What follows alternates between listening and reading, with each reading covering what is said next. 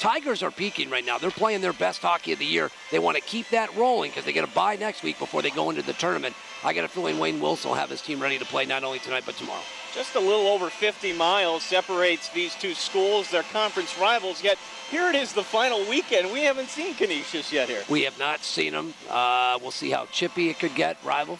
Been chippy in the past. We'll see if that'll carry over to tonight's game. Yeah, you remember 2 years ago, last time Canisius came here. Glad you're with us here on this snowy evening in Western New York. The puck will drop next. You're watching RIT Sports Zone live here on the Time Warner Cable Sports Network.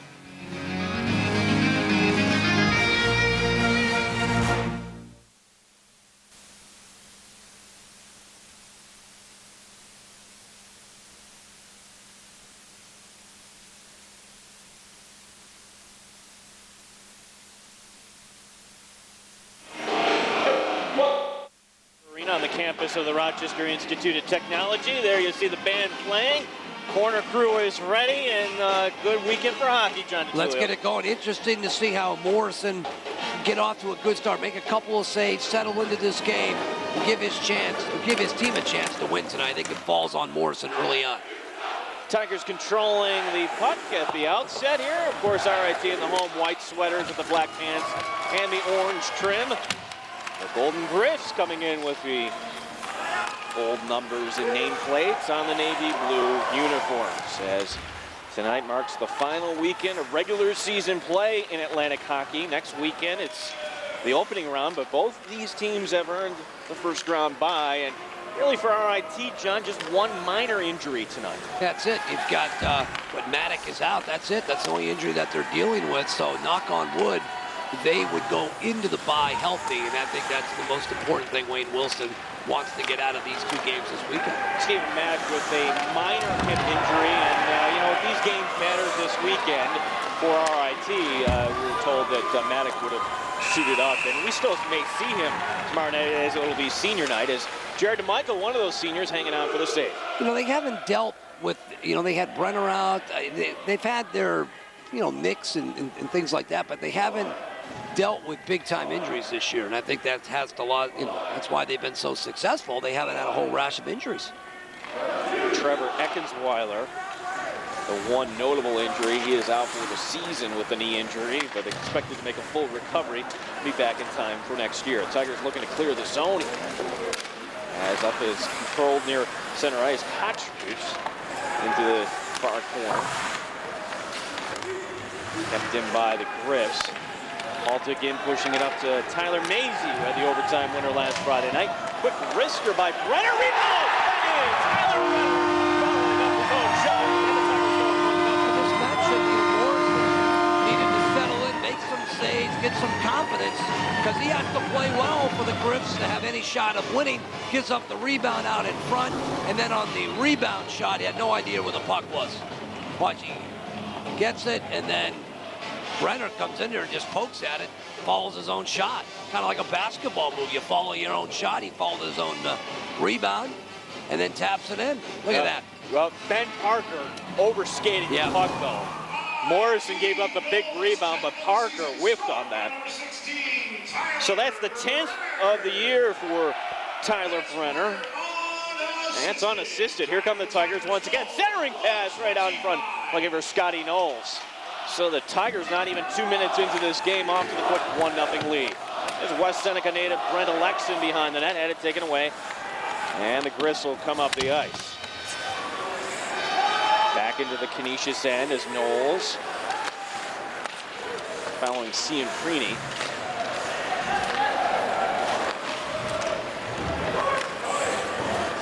The RIT end, and Canisius will change up behind the play. Here's Hartley. Long pass up to McReynolds. Up along the left wing, McReynolds fighting to keep it in the zone, but Lusendorf taking it away and flipping it back in. This is Jenks, defenseman, up towards center ice, and the Tigers taking it back the other way. Janda will dump it in, takes a weird carry on Cornacchia, and a goal! Cornacchia just gives it Janda, following it right up. Mike Janda gives the RIT Tigers a 2-0 lead. Any doubts or questions about the energy the Tigers would have put to bed here in the first 2.5 minutes? Tremendous energy. Second time down, they get a rebound. And this time it's Janda with the follow-up. 2-zip. You see Morrison going down low and Janda putting it, what did they say, Johnny? Top shelf? Top shelf. As Scott Jenks kind of overran the puck on the rebound, and that was able to give Janda a good look. So, I mean, just a horrendous start for Canisius. Not the start they needed tonight. For Janda, that's his third of the season, and the Tiger fans here enjoying this one. Well, it's just like Team USA today. I was just going to say that. Well, for Canisius, you don't want that. Yeah, you don't want to fall down 6-zip in the first. Taylor McReynolds getting an assist as a quick shot by Janda. Run open net, and McReynolds couldn't connect. Ringwald also getting an assist on that last goal. Now here's the Griffs the other way. Centering pass couldn't connect to the far corner. This goes over to the near side. So the Canisius team offside, and we get a whistle here with 16:48 for the first. RIT off to the 2-0 lead. Janda's 4th career game against Canisius, 3rd goal. Take a look at tonight's officials. The referees, Chris Breaker, Eric Doyle, Chris Woodworth, and Tory Carissimo are your linesmen. As there you see head coach Dave Smith talking it over. And they're going to bring the face-off outside of the RIT end.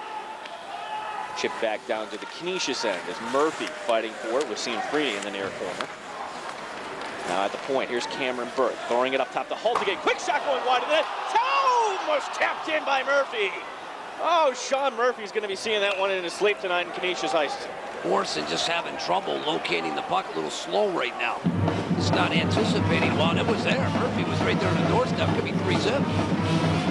That should have just been an easy little save for Morrison. You're going to watch number 17, Murphy. Oh, it goes right off his skate. Yep, he was there. Now here's Haltigin walking in. Hostage behind the play, deflecting it. Behind the net this goes. Smith fighting for it. He's got Burt alongside with him. Murphy. Tigers have controlled the play here, and they have a 2-0 lead here early on. If you're just joining us. Coming to you live tonight from Rochester, New York. Burt centering pass out in front. Morrison the save. Rebound to the near corner and behind the net, and the Tigers will drop back here. Maybe they'll give Morrison a little bit of confidence. Quickly the other way. Quick shot to Michael, making the save on Mazur. And the rebound. Tigers just looking to clear the zone. Back out towards center ice. There's Jenks, the defenseman, pushing up along the left wing, and Canisius will get everybody off the ice here and get a line change. 2-0 Tigers. There's Mazzei right in front of his own bench fighting for it. Jenks coming up with it. They'll flip it to the far corner. And then at this comes Carissimo chopping around the Mazzei. And Mazzei's going to push it up the far boards. Cross ice pass to Brenner, our first goal scorer this evening. Back down to the other end this goes is Alan Mazur. Brenner up along the left side. Tigers moving in, quick shot, and looked like Brenner went off the heel of his stick. Now up the other end, here comes Hudson. His shot deflects off the net and out of play with 14:57 to go here in the first. Tigers leading 2-0. You know, early impressions is that Canisius is going to do a better job of reading the Tigers at the blue line. You see the Tigers every time they come in on the rush, they're able to skate deep and get passes out in front, almost do what they want. I think Canisius defensively has got to do a better job of greeting and hitting at the blue line. This could be a long night. That's the key. I mean, we've seen the Tigers all year, John. If you stand them up at the blue line, make them work for it a little bit. Absolutely. They've got to do that if they have any chance of winning tonight. We saw Air Force do that a little bit last Friday night. Whoa, the centering pass is Knowles right in front. Knowles gets knocked down. And no call there as MacDougall will come up with it. Back down in the near corner as the Tigers will get off the ice and get a line change. Finishing up that thought, I thought Air Force did a fine job defensively, but in the end, an overtime loss on Friday night. Absolutely. The third period, the Tigers had tremendous energy and completely dominated the third period, and of course it went to overtime. So they were in control of that game, although it was still tied. As the puck goes off the Canadian flag, and that is out of play, so we'll have a face-off coming outside of the zone. And the corner crew, not missing a trick, starts chanting USA. I think everybody's looking forward to that game on Sunday, John. That's must-see TV, Sunday at 3. Canada, we'll assume they'll beat Slovakia later tonight. You want Canada, don't you? I mean, I think it would be that much sweeter. It would be. I think it's difficult, you know this, Gene, covering sports, to beat a team twice in 1 week, which Team USA is going to have to do. Back-to-back Sundays, they're going to have to beat Canada. That takes some doing. Boy, the United States, though, looking strong today. A 6-1 win as centering pass for Cornacchia, not able to connect. Long shot by Foreman, and Michael holding on for the save. Cornacchia tonight getting the start at center. So first time we've seen number 10, the sophomore Mark Cornacchia at center. He's in place of Maddox at that position tonight. Face-off coming to the right of D-Mikes, as his teammates call him. You know, now that, the Tigers have outscored their opponents in conference play 98-47 in 27 AHA games. Tigers with 20 wins on the season, all of them coming in conference play. Tigers losing a couple on New Year's weekend out at Minnesota State, out of Mankato, and of course the Niagara loss. That was a tough one to swallow here back in December, and the RIT Tigers starting off the season 0-5, but in conference play, the Tigers can go for the record tonight, John. Yeah, tough games. Against Colgate and Clarkson and St. Lawrence, a lot of those games could have gone either way. The out-of-conference games early on. Jenks will keep it in for the Griffs. Shot going wide of the net. Ringwald pushes it up to Cornacchia. Here come the Tigers. They'll bring it up the ice, and as you said, Johnny, they've been bringing it right into the zone. Backhander by Cornacchia, knocked down in front. Centering pass, and Kostic will bring it up the ice along the right side. Quick shot in, and DeMichael will make the save as we have 12:48 remaining here in the first. RIT leading 2-0. Two thoughts. You just can't allow the Tigers to get that deep every time. And going back to what you said earlier in the year, I thought Wayne set the entire pace even when they were 0-5. He goes, listen, we're playing well. We're just not being rewarded. He could, and I think that really, all right, the team knew they were playing well. Wins were going to come, and eventually they came in bundles. But I thought, Wayne, when your coach isn't panicking, your players won't play. After that 0-5 start, the Tigers going 26-1. Yeah, no radical changes, no line. Guys weren't riding the bench. And he didn't do anything. He just said, we're fine. We're going to be fine. And I think that really helped out. Ooh, nice little centering pass. Conacher, you got to keep an eye on him. He's got the 47 points in 30 games this year. Just wide of the net. But so far, that's really the only time he's touched the puck tonight. But taking it right away is Scarcella. Pushing around to the opposite side, and the Tigers able to clear the zone. Here's Smith bringing it up along the far side. Jeff Smith will dump it in. And he gets held up actually at the blue line, offside the call. So the face-off coming outside of the zone here tonight. Pretty good crowd considering, John, tonight. It's actually finals week here at RIT. Yeah. For folks who may be watching tonight, as you take a look at Jared Michael's stats there. RIT on the trimester here.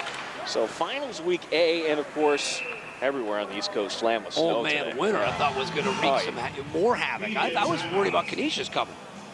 Got a timeout on the ice. We'll step aside with the Tigers leading 2-0 on the Time Warner Cable Sports Network.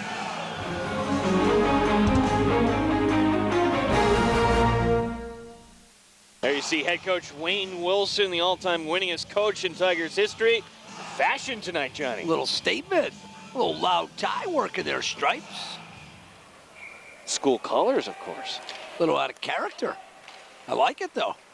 By the way, it looks like a new tie. That's definitely a new tie. Well, what we learned, it's Mrs. Wilson who does a lot of the shopping. We learned that on Make the Rink Pink weekend. Yeah, most dudes, I think, having their spouse or significant other. Be honest, Gino. Mrs. Gino's buying the. So is Mrs. Toole. So. Absolutely. Yeah, I'm not going to deny that. But once in a while, I'll branch out on my own. I'll get a little crazy and get my own ties. It's the face-off coming out to the left of Jared DeMichael here. Good start for the Tigers. As the goal scorers tonight, Mike Janda gets his third. Tyler Brenner, his 10th. RIT off to the 2-0 lead is behind the net, and really Canisius, outside of the one opportunity, I thought with the number 19 Conacher in front. That's really been it so far as scoring chances for Canisius.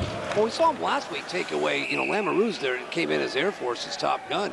He was silent for 2 minutes. And he got the 2 big scores here for Canisius in the first 8+ minutes. They've been silenced as this entire Golden Griffs offense so far. Jacques Lamoureux coming in last weekend with 21 goals for Air Force, ends up with nothing. He was almost invisible last week for 2 games, for the most part. Did see his 2 sisters a lot, though, play for Team USA. Unfortunately, they were not the ones celebrating with cigars and adult beverages on the ice last night. That's the first time I've ever seen a women's hockey team riding a Zamboni while puffing away on a stogie. That's a first. Got her first penalty of the night, and it's going to go against RIT as late penalty called. Interference will be the call. As Tyler Brenner skating over to the bench. It's not on Brenner. It's going to be on Tanev. So to Chris Tanev, 2 minutes go up on the board for the freshman. 2 minutes for interference. It's Tanev. 2 minutes for interference. So this is what Canisius needs, a power play opportunity here. Yeah, they've kind of now settled into the game. Morrison has settled down. The Griffs have kind of settled into this game. Let's see if they can take advantage. Weeks broke his stick. Now gets another stick centering pass right out in front. So he got a teammate stick there, but Jared DeMichael making that save as Weeks was right between the circles. Take a look at the senior Jared DeMichael. His technique is as good as anyone's in the country, and he's just really just had an outstanding year. There's nothing more you can say about it. It's just been steady and solid. Weeks to take the draw for Canisius. Puck going into the near corner. Saraceno up to Alexin. And Alexin will find a nice little crease to send it down the ice. Foreman up along the near side. Canisius having to retreat here. Here's Cianfrini behind his own net with 1:30 remaining in the penalty to Chris Tanev. Borsman passed a little too strong, and Alexin will send it right back. So the Tigers doing a fine job so far on this PK. On the left side, Kostic. Centering pass out in front and just going right through the crease. Nobody home on the weak side, and just outside the zone this comes. Canisius will have to pull everybody back as Hudson. And Hudson touching the puck, and I think these fans remember from 2 years ago, John. They got a little chippy a couple years ago. That's right. The fans here remembering Hudson. Of course, at that point, he was a sophomore, but... Well, it got more than chippy. That's a YouTube classic now. Yeah. It's still up there. Unfortunately, it is. You're right. As that puck going all the way back, I'm sure Atlantic Hockey not too happy that's still up there, but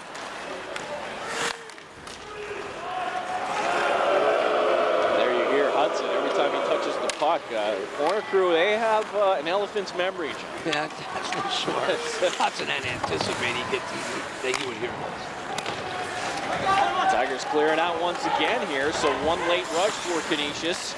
Not really much going on here. Still one shot, making 2 shots now on this power play, and the Tigers will ring it up the ice.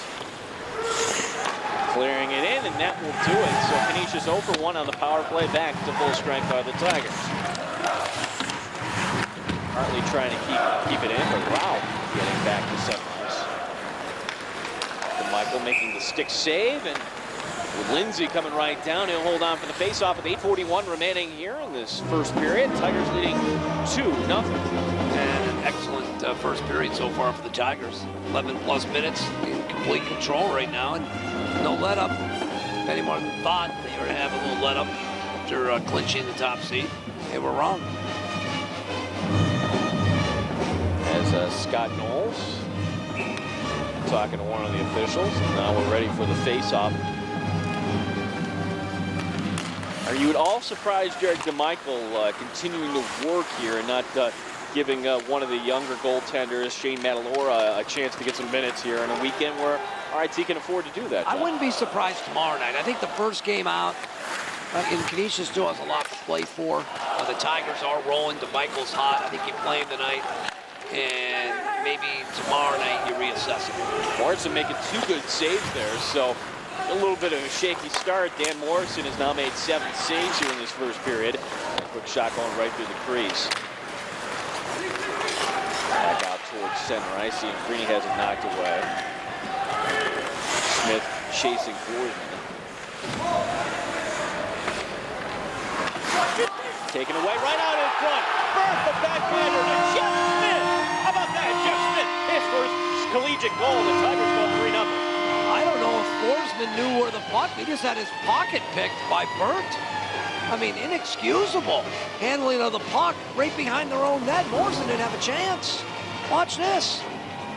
I don't think he knew the puck. Morrison, he just gave up the puck. Forsman. Watch this. Oh, his own guy kicked it away from him. There we go. That's it. Heidinger kicked it away from him with his own skate. So it wasn't the fault of Forsman. It's just an unfortunate accident, so to speak, behind your own goal. At this point of the season, though, you can't afford errors like that, though. No, and Burt with the steal picks up the loose puck, and just like that. Most first period goals this season, 4 for RIT. That's back on Halloween against Connecticut, a game they won 7-0. I got a shot at tying that here, Mark, tonight as 7:50 remaining as Jeff Smith getting his first goal as a Tiger. See the precision passing, though. Boy, wow, just quick. The first of his collegiate career, scored by number 21, Jeff Smith. Always like that too. When you get on the board, you can do it at home too. Yep. It's over. Time the Tigers goal, 12-10. So Burt getting the only assist as Canisius turning it over right at the side of their net.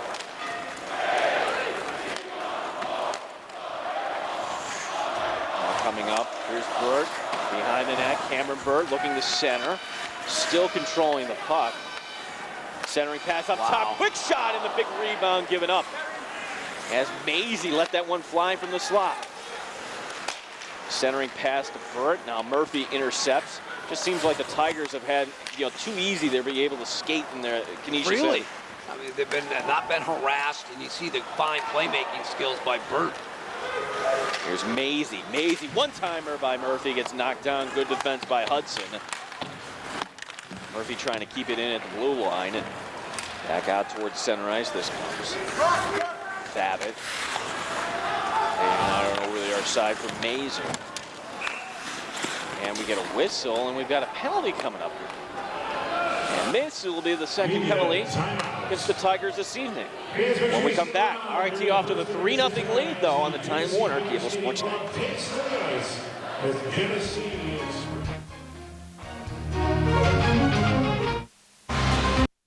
Broken jewelry, diamonds, old gold, engagement rings. If you have any or all of these items, Andrews Jewelers will pay you instant cash. Our certified jewelry buyers will appraise your jewelry, make an offer, and then pay the highest prices in Western New York. Our reputation will give you the confidence in knowing that you've received the most for your jewelry. We need your jewelry and diamonds, so come see the only jeweler paying the highest prices. Andrews Jewelers, located on Transit Road in Williamsville. Nice touch, Andrew.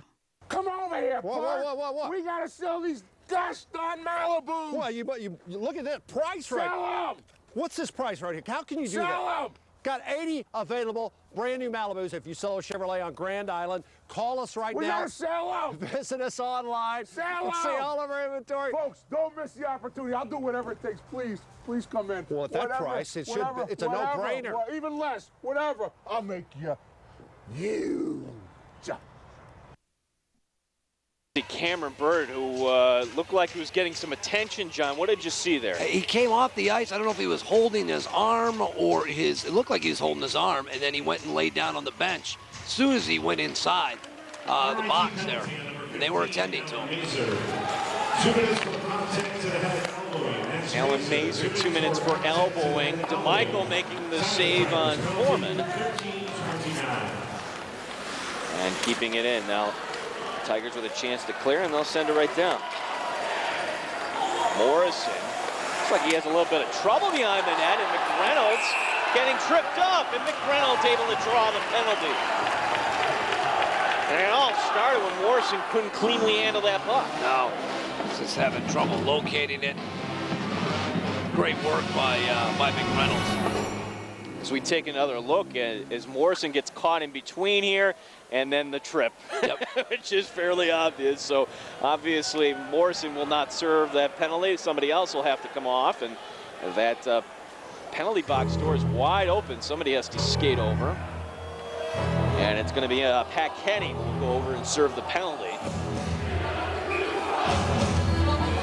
I think this Tiger crowd's starting to sense Canisius penalty on number 30. really put the hurt on right here.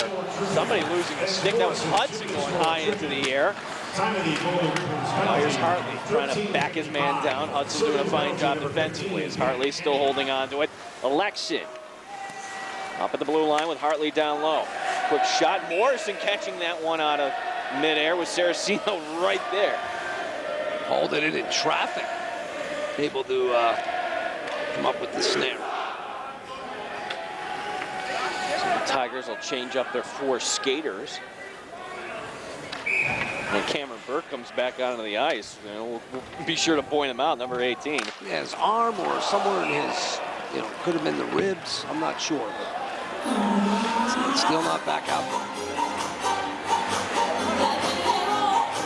Cameron Burt had a goal in the win Friday over Air Force. Didn't look much like a goal, though. And even he admitted so much as now shot knocked down by Janda accidentally, and Janda is slow to get up behind the play. As Tanev trying to ride his man off. Janda will stay on the ice, however. He's now keeping it in, wrapping it around is Rauch. Spells his name like Roush, but he pronounces it Rauch. Now here's Janda. Quick wrister and making the glove save. Morrison, and no rebound given up. 45 seconds remaining in the 4-on-4. Penalty to Mazur, as there you take a look at the sophomore goalie from Canisius, sailing from London, Ontario. I'd say about halfway between Detroit and Toronto. Oh, yeah. London, yeah, nice little town. Scarcella to take the draw for the Griffs against Murphy.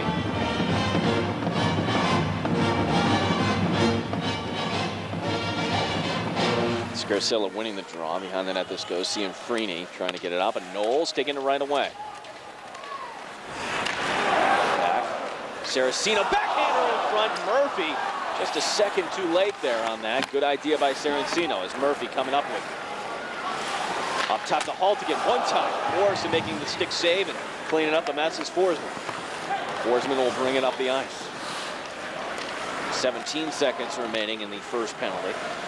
As now the shot and the quick save made by DeMichael.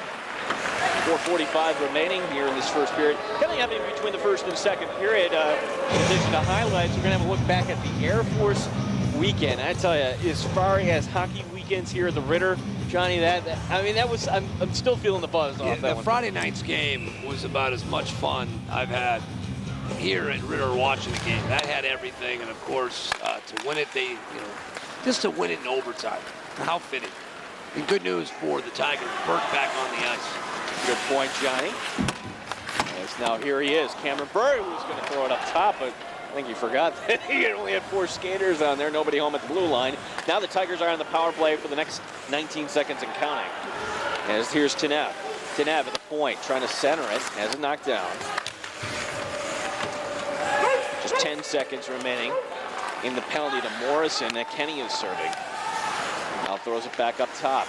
Tanev to Favik. Burt, one-timer. Big blast. Rebound, Brenner going short side, but Morrison sealing it off. Favik. Tigers continue to work. Shot! Gone off the side of the net.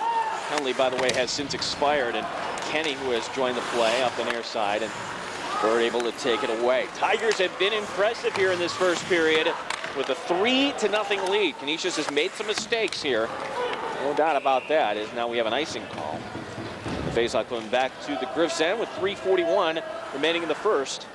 It's been a flawless first period, proving, why they're the #1 team in the AHA. They're proving it tonight. making a statement again after last weekend's sweep. They're playing well right now. They're going to be a tough team. They're going to be a tough out the rest of the way. Well, Canisius has a lot to play for, because right now, if it ended today, they're number 5, which means you got to go all the way out to Colorado to play Air Force. I mean, if Air Force this weekend they're playing Sacred Heart, you want them coming to here. You don't want to go all the way out there.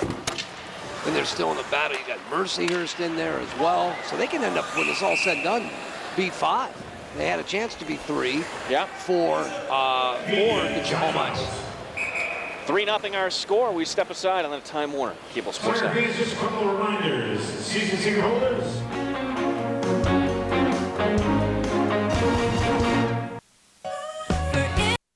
Look at that price, Billy. That's the price on a new Cobalt? Brand new 2010 Cobalt, Fusillo Chevrolet on Grand Island. You can see it now online at FusilloChevrolet.com. Call us. Better yet, just come see us. I'll tell you, it's unbelievable right now. I'm here myself. I'll do all the financing myself. Don't miss the opportunity. Over 40 to choose from Cobalts during this big week. You know, you got the auto show, and we got presidents. We got everything going on here. You kidding me? I'll make you huge, Buffalo. Huge.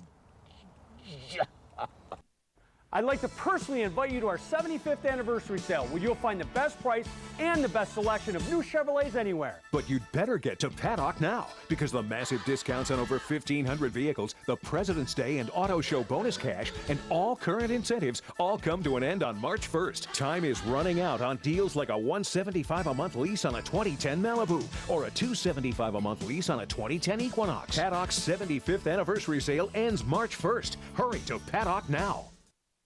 Something I just learned, Johnny. Snoop Dogg is coming here in April. Snoop Dogg is coming.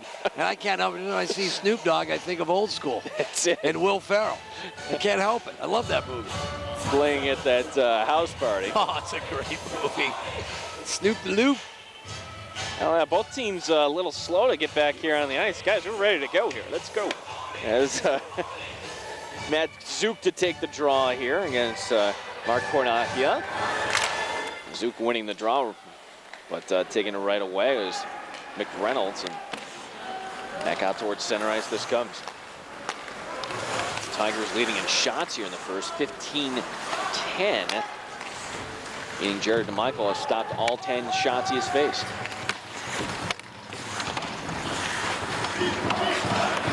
And it's the puck in the near corner.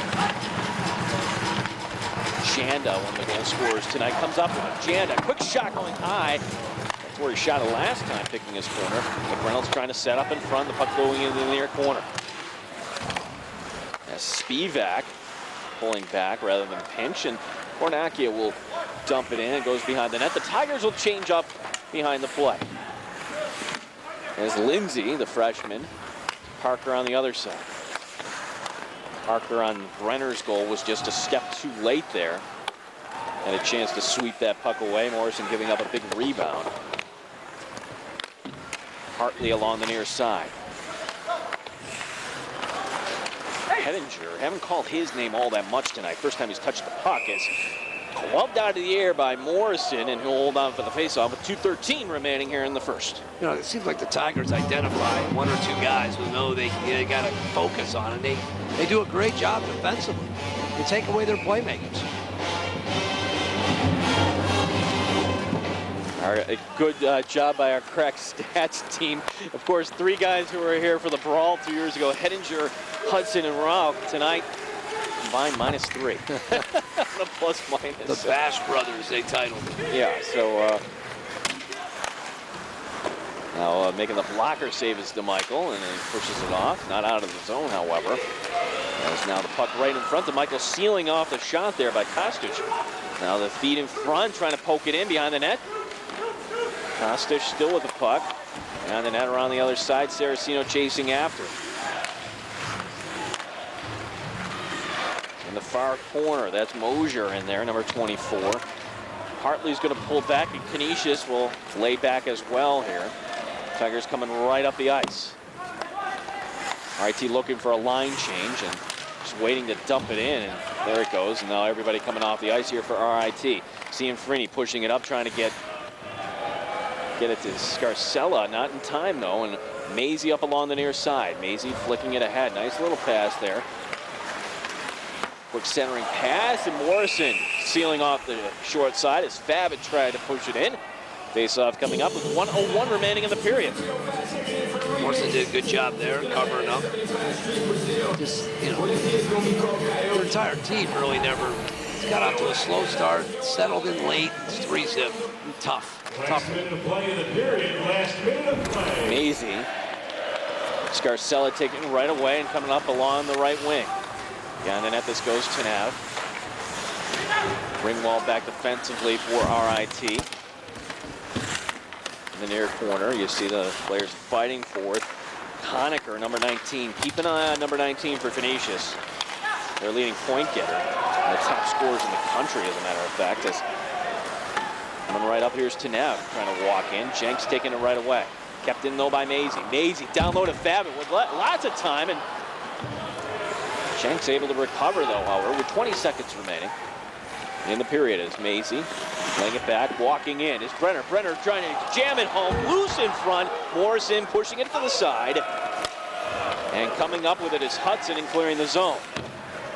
Back down this comes, and this will pretty much do it as behind the net, Jenks, and we have reached the end of the first period. The Tigers dominate 3-0. Well, if you're Wayne Wilson, it's tough to find anything wrong with how your team played that first period. Just complete domination. That's why they're up 3-0. After one, the Tigers leading 3-0 over Canisius here on the Time Warner Cable Sports Network.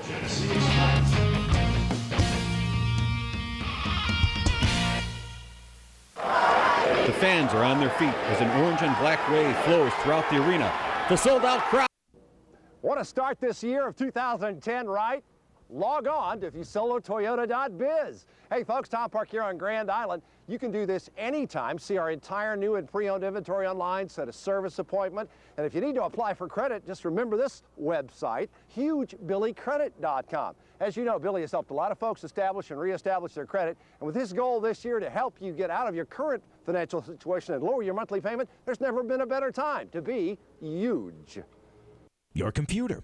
At BuffaloHelpWanted.com, your search for the right job or right job candidate begins with your computer. But it's all about people. People with a record of success. People that for over a decade have been helping people find the right people in your area. We even have an 800 number with real people who help you write and place your ads. So if you're looking for a job or the right candidate, you gotta use the right people. And it all begins when you log on to BuffaloHelpWanted.com. Long name, amazing results. Broken jewelry, diamonds, old gold, engagement rings. If you have any or all of these items, Andrews Jewelers will pay you instant cash. Our certified jewelry buyers will appraise your jewelry, make an offer, and then pay the highest prices in Western New York. Our reputation will give you the confidence in knowing that you've received the most for your jewelry. We need your jewelry and diamonds, so come see the only jeweler paying the highest prices. Andrews Jewelers, located on Transit Road in Williamsville. Nice touch, Andrew. To play, Gene Battaglia along with John DeTulio. Glad you're with us tonight. And Johnny, certainly looks like the Tigers have picked up where they last left off. They're playing phenomena, coming off that great weekend just a week ago against Air Force. It's just a phenomenal, solid 20 minutes so far for the Tigers. Let's take a look back at the weekend that was against Air Force with more. Here's RIT Sports Zone.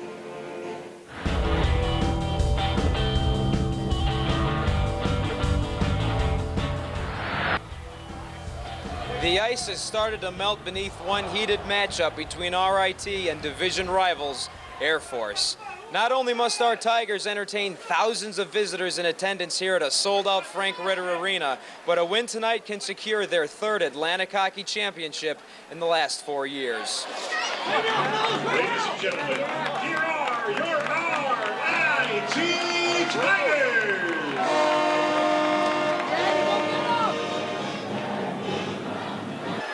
So it's overtime, sudden death. What kind of mindset does that put you in as a player?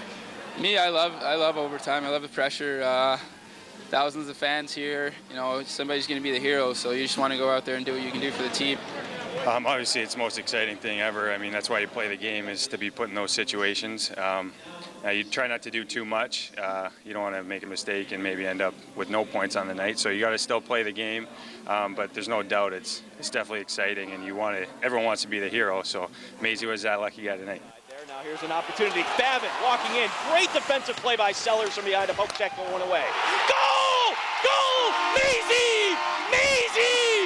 The Tigers are the regular season champions of Atlantic hockey. Today, the left wing won the game in overtime. How did you feel about that? Oh, you know, relieving. I had a couple chances in the third there I should have buried, but I didn't get it done. So to get her done at home in front of the home crowd and from a packed house is pretty special. It's exciting anytime you can get on that ice there in sudden death and have a chance to score a goal or set up a play or just to play strong, you know, and give your team a chance to win. It's exciting. And fortunately tonight there, Favsy had a nice little rush there into the corner, worked hard, and just kind of yelled for the puck and just kind of got to me. I shot it right away, and good things happen when you shoot the puck.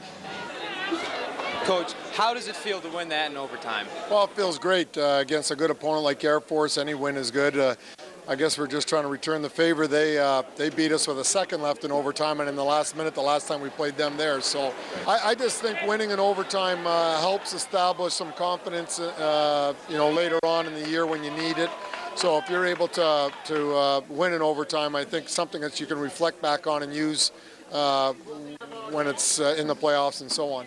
Coming back here, winning it, we split it with them last year, so we really wanted to have a chance to come back and take it from them this year. We got it, and we took control and got it done. What a great way to win the championship. I mean, especially against Air Force. You know, they've had our number the last couple of years. Home fans, I thought this was probably the most exciting atmosphere we've had in the rink all year. So to win it like that was awesome.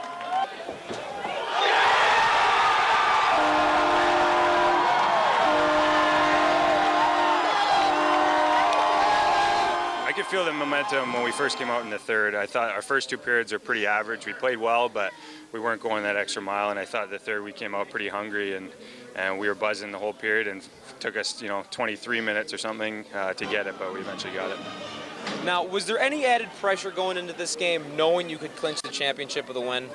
I think we just focus on what we normally do. We're trying to win every game, so today was no different. Of course, there's a little extra, maybe a little extra excitement there because we're playing against Air Force, home rink, and a chance to clinch, but the approach should still be the same. There was a little added pressure, but we just kind of went about our business and practice throughout the week, just took it as another game. Knew they were going to be a very tough team, and we didn't want to get our hopes up and be looking down the road at a championship. We just take it a shift at a time, a period at a time. Obviously, you want to win a championship when you're that close to achieving the goal, but for us, it's about the playoffs. We've got to win the playoffs and go to the NCAA, and so this is nice to have, but having this championship and losing in the playoffs would feel a lot worse. So this was nice to have, but we're looking forward to the future. Every game from now on is going to be a playoff type game, just like tonight. 1-goal games, tight checking, and hopefully we just continue on our roll. We've been playing really well the last couple weeks. There's no time to quit, so as long as we keep rolling every shift and every period, I think we're going to be just fine.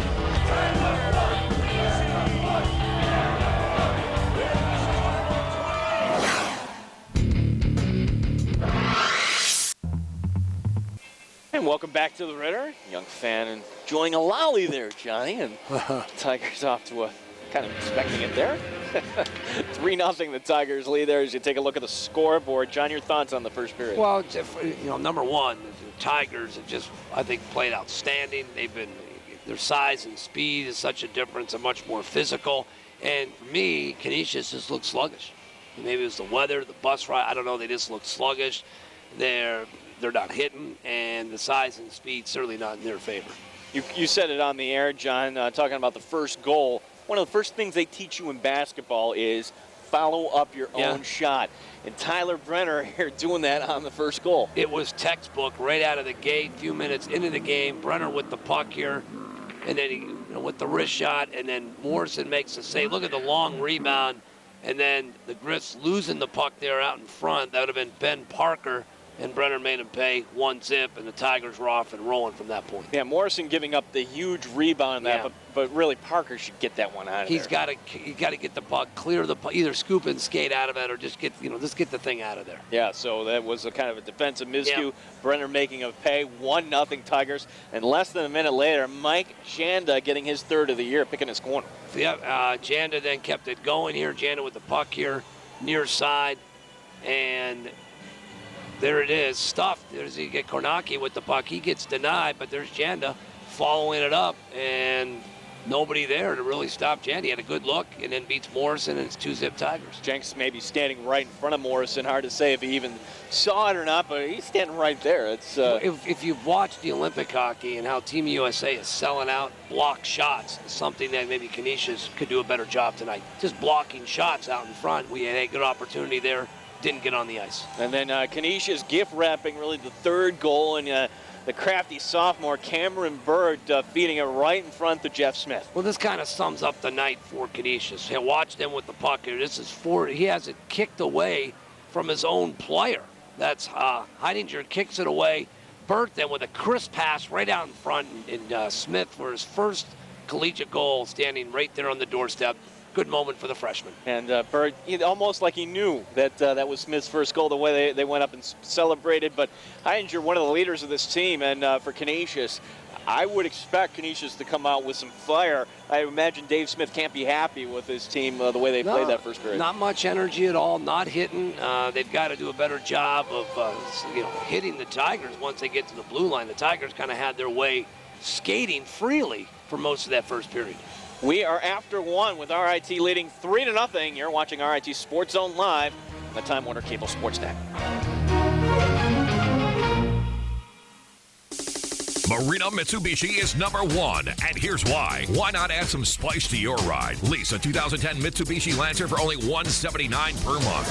Why not take a ride in style? Lease a 2010 Mitsubishi Outlander ES for only $239 per month. And don't forget, we'll pay off your trade no matter how much you owe when we make a deal guaranteed. Lease a 2010 Mitsubishi Lancer for $179 or an Outlander for only $239. Now through Monday at Marina Mitsubishi in Webster. Is your garage door broken? Get a Tracy door. You get much more from the Tracy family. Because of our outstanding products and service, Tracy Door can replace or repair almost any door in less time than you might expect. We're fast and we stand behind our service with a guarantee that your door will be installed right. Make your next garage door a Tracy Door. For 3 generations, the Tracy Door Company. I'm Jim Quadrini, master mechanic at Dick Eyed Honda. Lance Armstrong once said, "Pain is temporary, quitting lasts forever." Times may be tough, but we're not going to let you down. We've been servicing your cars for over 40 years, and being New York State's #1 Honda service department, we continue to pursue higher standards. So come visit us at Dick Eyed Honda in Penfield. At Dick Eyed Honda, we don't just meet your expectations, we exceed them.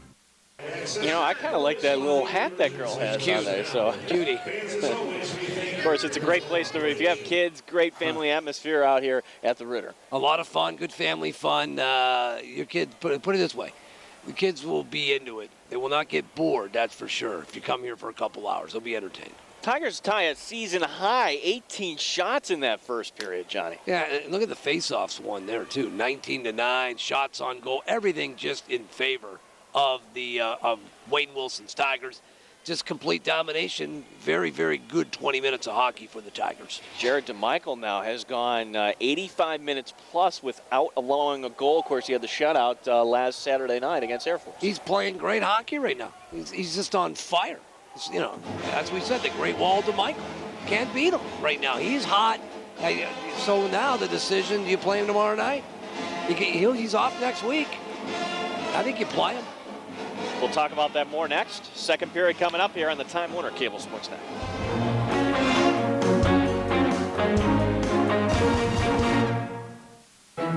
The Atlantic Hockey Association's 7th season is now underway. Make sure you're part of all the action as 10 teams jockey for playoff position. Air Force is the 3-time defending champion. The conference will swell to a dozen teams next season with the addition of both Niagara and Robert Morris. Atlantic Hockey, exciting edge-of-your-seat action, a growing academically strong conference. Atlantic Hockey, check us out. Hi, I'm Stephen Sauer, president of Toshiba Business Solutions New York, formerly Business Methods. We've been doing business in Rochester for the past 50 years. Our headquarters, leadership, and administrative teams are right here in Brighton. So is our service department and warehouse. and our call center is downtown. We contribute to local community events financially and with volunteer support. Within the last year, we have earned the Henrietta Chambers Business Person of the Year, the Jack Belvino Award for Youth Support, and the Rochester Business Ethics Award. So what makes a company local? We do! Your special memories will last a lifetime when you ride in luxury to your next special event with Golden Memories Transportation. Your wedding, bachelor party, sporting event, casino trip, or wine tour will never be the same as Golden Memories certified drivers get you there and back safely and economically. We accommodate groups of any size with our huge fleet of luxury limo buses, shuttles, and motor coaches. Golden Memories Transportation, driving you into the future for over 15 years. Call us today at 723-1322.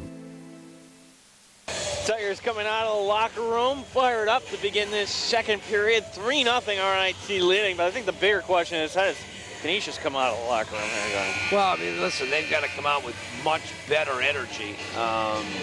Morrison's got to, everyone's got to play better. You just can't say Morrison has to play better. I think everything they can do a lot better than what they showed the first 20 minutes. We'll see what they can do here. Canisius, what they're playing for this weekend, well, a home playoff game. Of course, they, like RIT, get the first round bye, but if they're not careful, they could very well end up going to Air Force in round one. That's a tough assignment. All you want to see is effort in anything. Life, work, athletic. You just want effort, and I think they just have to give a better effort here in the second period. Tanev, long shot going wide, and then, of course, the team switching sides here. As behind the net this goes. Smith. Burt back there as well. Good to see Cameron Burt. Got dinged in the first period, but showing no effects of that here. Back in the lineup is now Scarcella trying to cut the defense, not able to. Tanev cutting it off. Chris Tanev, the freshman. On the right side of Murphy, who will dump it in. Smith on the opposite side there along with Burt. Cameron Burt at the point, walking in. Quick shot, knocked right down, then he himself gets knocked down by Conacher. Quick shot, nice stick save made by Morrison. Canisius will change up lines here. Not even 1 minute into this second period as the puck deflected. Rauch, and it goes up over the boards and out of play. As we take a look at a lucky fan there. In the puck. Oh my.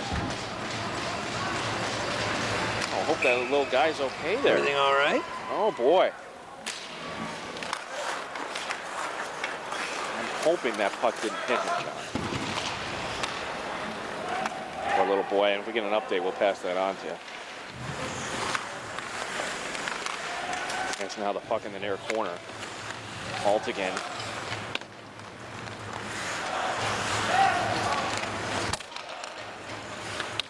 On the boards, Carissimo. Down the ice this comes. And we get a whistle. Michael. The icing call here is kind of a slow start here to begin this second. RIT and Canisius coming to you live from the Ritter. Nice little atmosphere for folks maybe watching tonight in the Queen City and never been out here. Another game tomorrow, and I invite you to take the drive down the thruway as we would assume tomorrow night everything will be nice and clear for everybody that comes down. It should be. I don't think we're supposed to get another blast, are we? I think we're out of the woods, right? Yeah, I think so. That's good.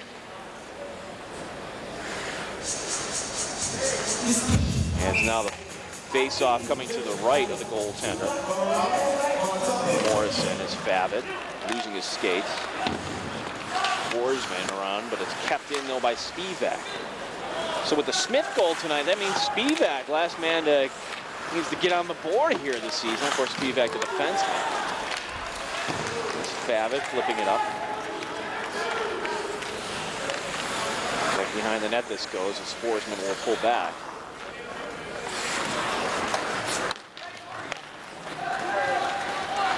Over the red line this comes. Puck going off the net, and we'll get another face-off coming up here. Of course, the Atlantic Hockey playoffs begin next week, John. Seeds 1 through 10, and really seeds 1 through 6 getting the first round bye, and 7 through 10 playing a playing game, if you will. You know, it's important, and the top 4 seeds getting home ice advantage, which is so important. So there's a lot at stake here for the for Canisius. And if you're wondering, well, who might the Tigers play? Well, it's whoever is the, I guess you would say, lowest seed remaining. So right now, if things hold stand, UConn is in last place of Atlantic Hockey, but should they win their first round matchup, the Huskies would be here in round 1. But we could also see Holy Cross. We could see AIC. There are a lot of teams we could see here. When you look at the Connecticut games, when they hosted Connecticut back in late October, they outscored them 13-2. RIT did in the 2 games played here.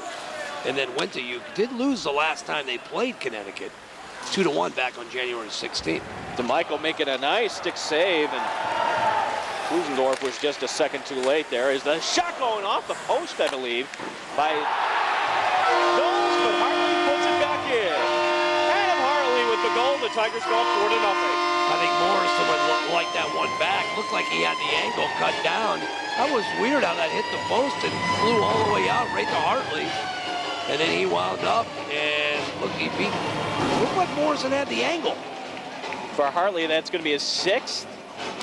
Morrison, that kind of, yeah, he's just late getting over there. Yeah, John. he gets over there. His Not set. Gets down late. You're right. This late getting over, didn't get down.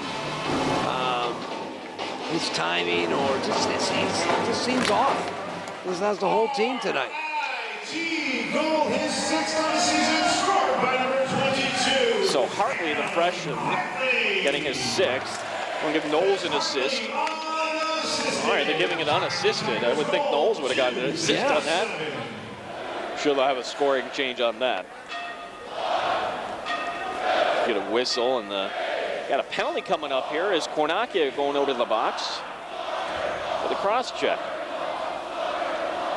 And you see Dan Morrison, and it's been, you know, whether it's Russia or whether it's Finland tonight, it's Canisius. It's unbelievable what we've seen. 2 minutes for cross-checking is Cornacchia. 2 minutes for cross-checking. Time to the Tigers. So for the 3rd time this evening, the Tigers will be shorthanded. Canisius on the power play. It's Brent Alexin, the Buffalo native, around to Tanev, and Tanev just getting it up to Knowles, and Knowles is going to come up the ice. Feeding it in front to Alexin, and he was cut right off, and Canisius pushing it up the ice. Here's Hudson as the fans boo him here. They remember Scarcella behind the net, being over the opposite side. You see Tanev hit the ice there, though, Gino? That's what I'm talking about. Getting down, ready to lay out and block shots. Ringwald and Tanev harassing Scarcella, still with the puck, centering it up top and dumping it back. Conacher, their leading scorer, of feeding it. Shoop has it knocked away by Tanev, and Tanev, just as you said, John, getting his body on that puck, and down the ice he comes. Both teams will change up. He's doing, you know, getting dirty, so to speak. Get down there. DeMichael, leaving it there behind the net, around all the way. This will come out. Cianfrini with it. Back down the ice, this goes to Morrison. We'll leave it there. Coming right up the ice is Forsman. And his shot going off of the net, so the face-off will come outside of the zone, all the way back to the center ice. With 39 seconds remaining, the penalty to Cornacchia. As they're going to take a look at Jared DeMichael. What a year he's had. He's just been so steady. I think he's the team MVP. If I'm handing one out, Gino. Well, he gets my vote. Last 5 periods, he has played scoreless hockey. As now McReynolds pushing it up the ice, and Tigers doing a fine job of killing off this penalty. They're down to 18 seconds remaining with Grissar. Going wide and an icing, and that kind of symbolizes it right there when you're on the power play and you get called for icing. Been sloppy. I'm not trying to take anything away from any of the players. You look at RIT, there's not like one superstar out there. There's just a collection of really good players.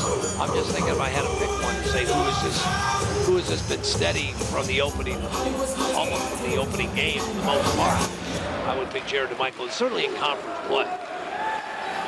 He's been sensational. As now Canisius just trying to get it out of their own end. They're almost out of time on this Penalty is Cornacchia will step out of the box here, and he does right now, coming right off. So for the third time tonight, the Tigers have killed off a penalty as Smith now up along the near side. Smith centering pass in front to Murphy. Murphy, the extra pass there. Thought he was going to take a shot. Gets it back to Saracino. Saracino, quick little wrister, doesn't get through. Knocked down in front by Ralph. Behind the net this goes.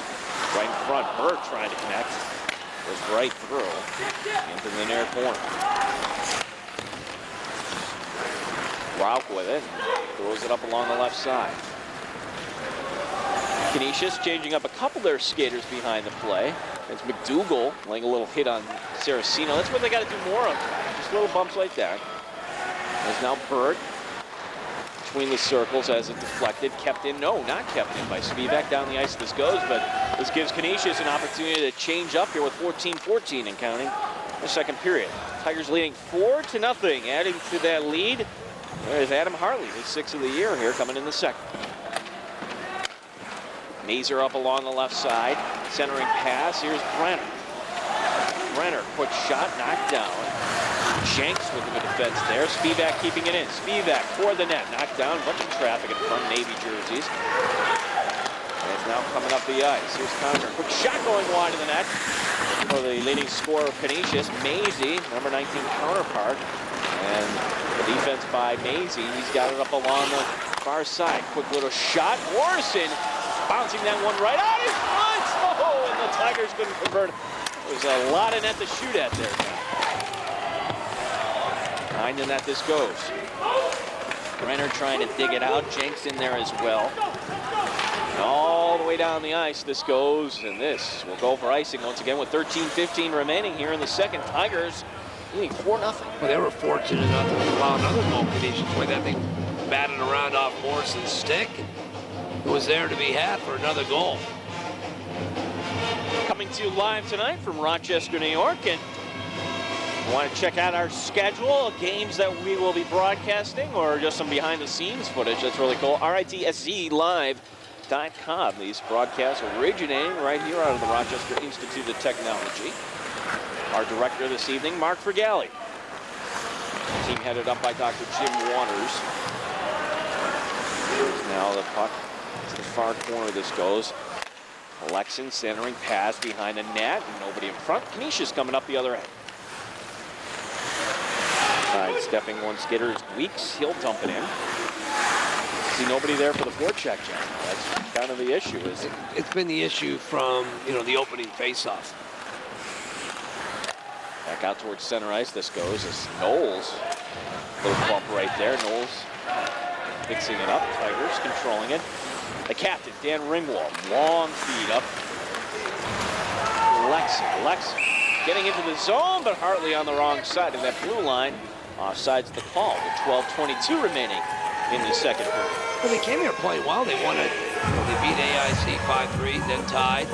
Got a big win at Mercyhurst just a few weeks ago. That takes some doing to win down there against Rick Godfrey's team, especially down there in Erie. There's now Haltigin, the quick wrister, making the save as Sporsman. Pushing it up the ice. Morrison making the save is now beyond the net. This goes to Michael, leaving it there. Ooh, it takes a weird carom off the boards, but Tigers able to bring it up the ice. Here's Cornacchia overskating the puck, and Canisius up along the near side. So Michael's going to stick it out, but Hedger making the save. Quick shot to Michael making the save. Osier. Back down to Saracino. Canisius changing lines. Tigers trying to catch him. Janda's going to dump it on in. McReynolds and Cornacchia back for RIT. Spivak's going to keep it in. Oh, he won't. Second time that's happened tonight. Hopping right over his stick and taking right away. Pushing it in.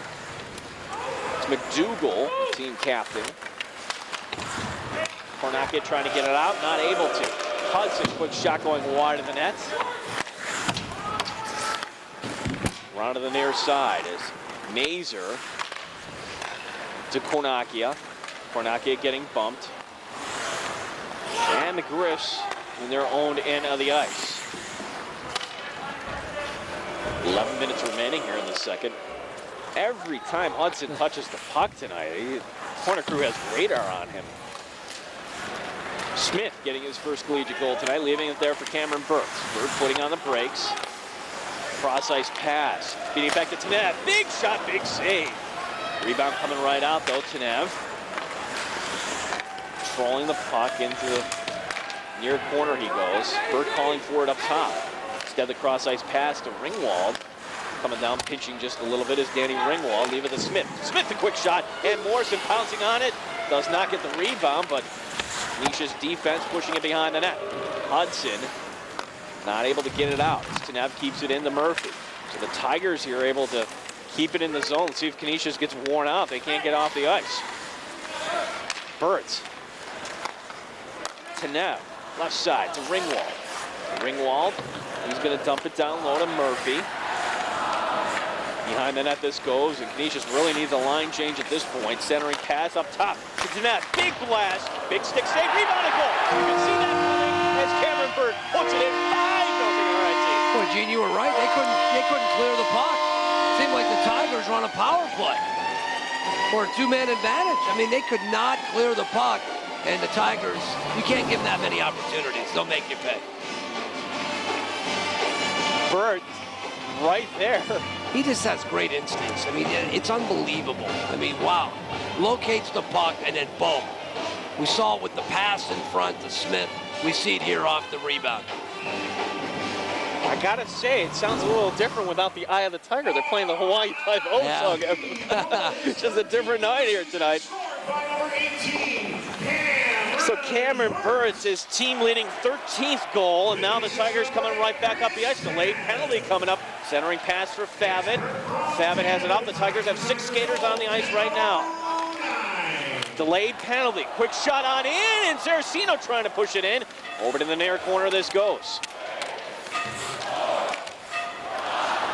As Hartley feeding it down low. Quick shot on in. And finally, Canisius touching it, and we have a power play coming up when we come back. 9:15 remaining second. Tigers leading 5-0 on the Time Warner Cable Sports Net.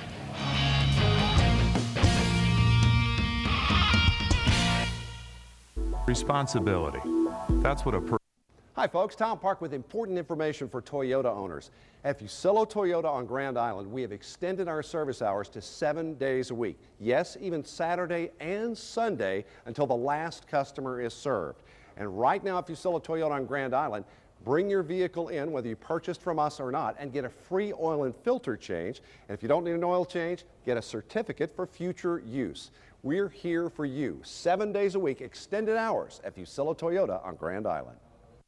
I'd like to personally invite you to our 75th anniversary sale, where you'll find the best price and the best selection of new Chevrolets anywhere. But time is running out. Massive discounts on over 1,500 vehicles, with over 300 that qualify for $1,000 overage bonus cash and March 1st. $1,000 President's Day and $500 Auto Show bonus cash, Toyota, Saturn, and Pontiac incentives, and March 1st. Incredible 75th anniversary savings on the best selection of new Chevrolets and March 1st at Paddock. They're going to take a look at Cameron Burt scoring the 5th goal for RIT. What a night he has had. He set up a great goal by Jeff Smith.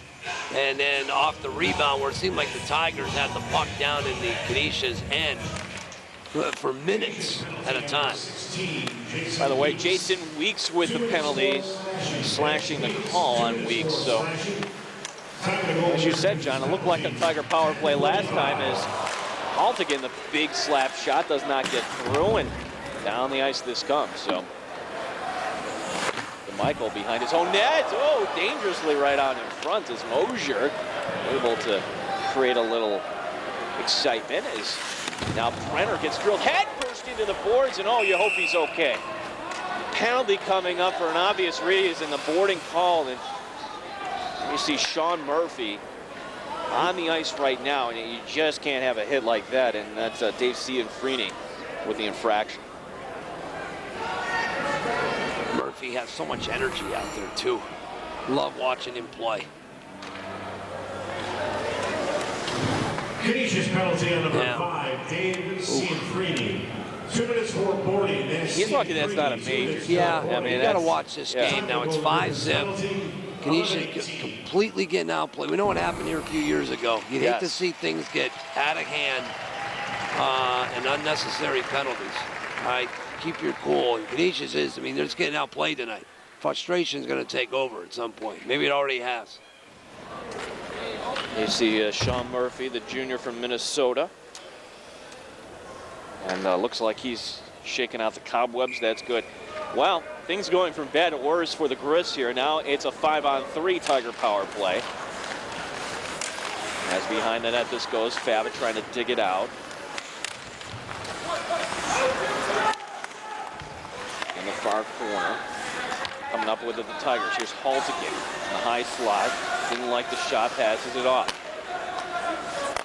Left side. Burt winding up. Cameron Burt, the shot, and Morrison holding on for the save. 24% during conference play are the Tigers on the power play. 4 different players have netted 6 extra man scores. That's pretty good. That's even. Yeah. Mazur to take the draw here for the Griffs, winning the draw, but Spivak stepping right in. Haltigin has it, left side now, Ringwald. 55 seconds remaining in the 5-on-3. Big blast by Haltigin, loose in front and cleared to the side. Burt coming up with it, back to Haltigin. Walking right in, the captain Ringwald, leaving it back for Haltigin. 40 seconds in the 5-on-3.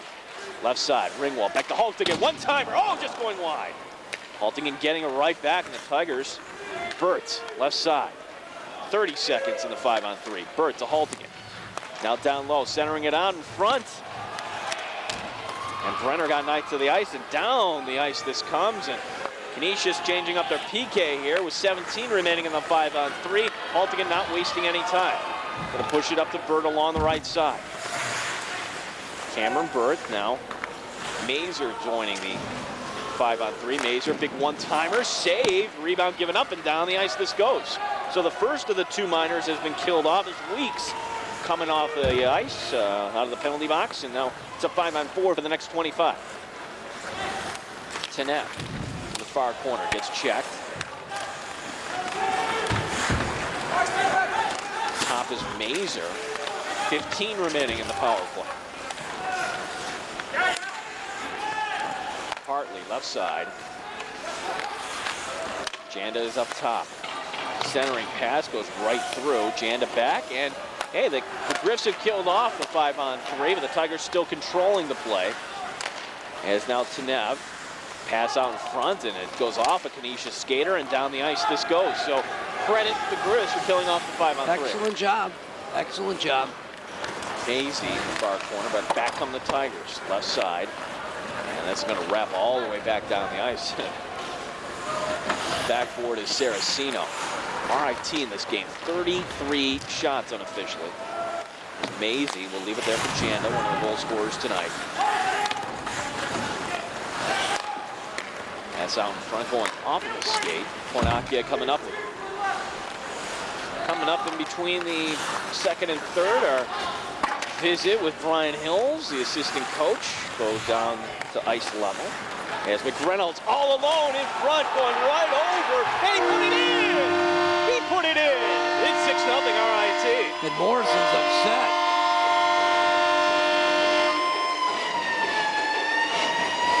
That's staying with it, that's for sure. Take another look here. You're going to see McReynolds just bang away at it. Oh, it's going to be Cornacchia pushing it back in. I see what happened there. Okay, so Cornacchia with the goal. McReynolds crashes into Morrison. That's what Morrison was upset about. Look at McReynolds falls on the back of Morrison, kind of takes him out of the play, which then leaves the net open.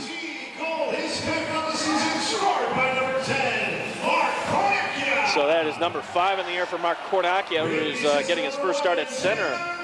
And McReynolds getting the assist. And just the 1 assist on that. 6-0 our score. And here's my question. You're Dave Smith. Will you start thinking about pulling Morrison at this point? I think so. I may have gone. Actually, I think I would have done it probably during the last goal or after the last goal.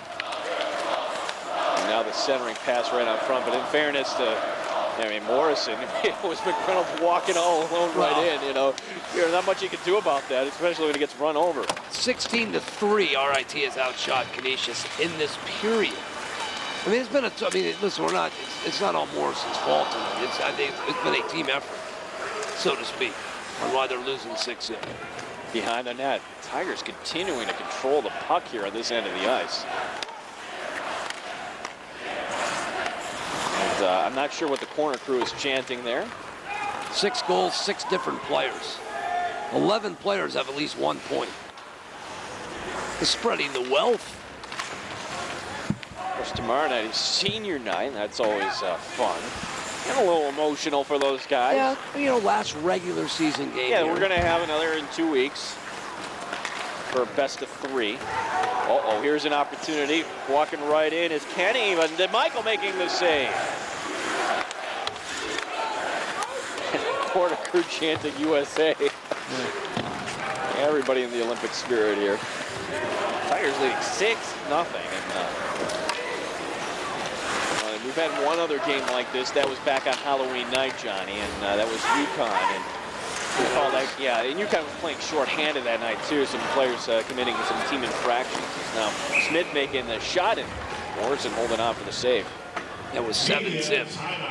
4:05 remaining here in the second. Tigers 6-0 on the Time Warner Cable Sports Network.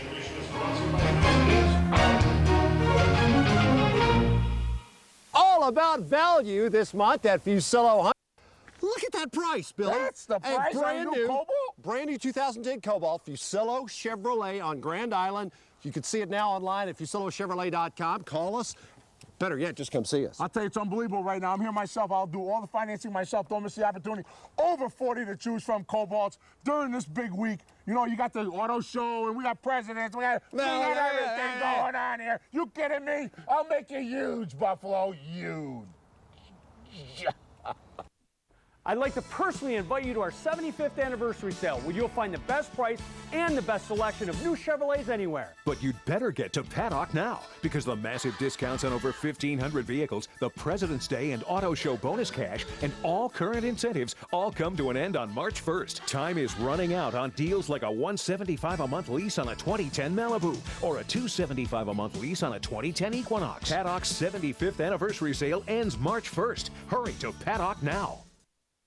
No doubt for the Canisius Griffs there, as you see Kenney trying to walk in, but Jared Michael, perfect position. Scoreless now, 101 minutes and 6 seconds without allowing a goal. His longest streak this year, 157 minutes and 3 seconds from January 8th through the 22nd. Huh. Funny how long a season is. That would have bet this would have been his longest streak, but I forgot about that. Is now Morrison making the save here. 36th shot of the evening that the sophomore goalie has seen tonight. Weeks coming off the ice. There you take a look at the Canisius bench. Would have thought we would have seen a better effort, though, out of the Griffs tonight. Absolutely, with so much to play for. And that's the whole point. That's why I thought for sure you'd get an effort from them. We were wondering, you know, how RIT would play. Would they come out with this, you know, match their effort, match the intensity from Canisius? Well, it's the other way around. Canisius hasn't come close to matching RIT's intensity. Puck now into the far corner, and Cianfrini is back for it and pushing it up the ice. Mazur chasing back for it, and there is Mazur as well. Into the near corner. A lot of bodies just kind of hanging down low there. Kostic is behind the net. Haltigin now just kind of gives it right up. It's Mazur there. Spivak trying to break out, and up come the Tigers now along the near side. Brenner trying to work his way through traffic, but Hudson with the puck, as if you didn't know with the fans booing here. He'll give it right up to Hartley, and Hudson getting it back. Boy, he is a marked man tonight. As now Kenney shoots it off the side of the net. Rebound to the far corner. Hartley trying to get it out. Canisius keeping it in. It's Haltigin down low, trying to get it away defensively. Alexin in there for the Tigers as well. And Hartley able to dig it out, and the Tigers will get it out of the zone. And an offside call here with 2:16 remaining in the second period. 6-0 our score. We've got a break in the action with 2:16 remaining on the Time Warner Cable Sports Network.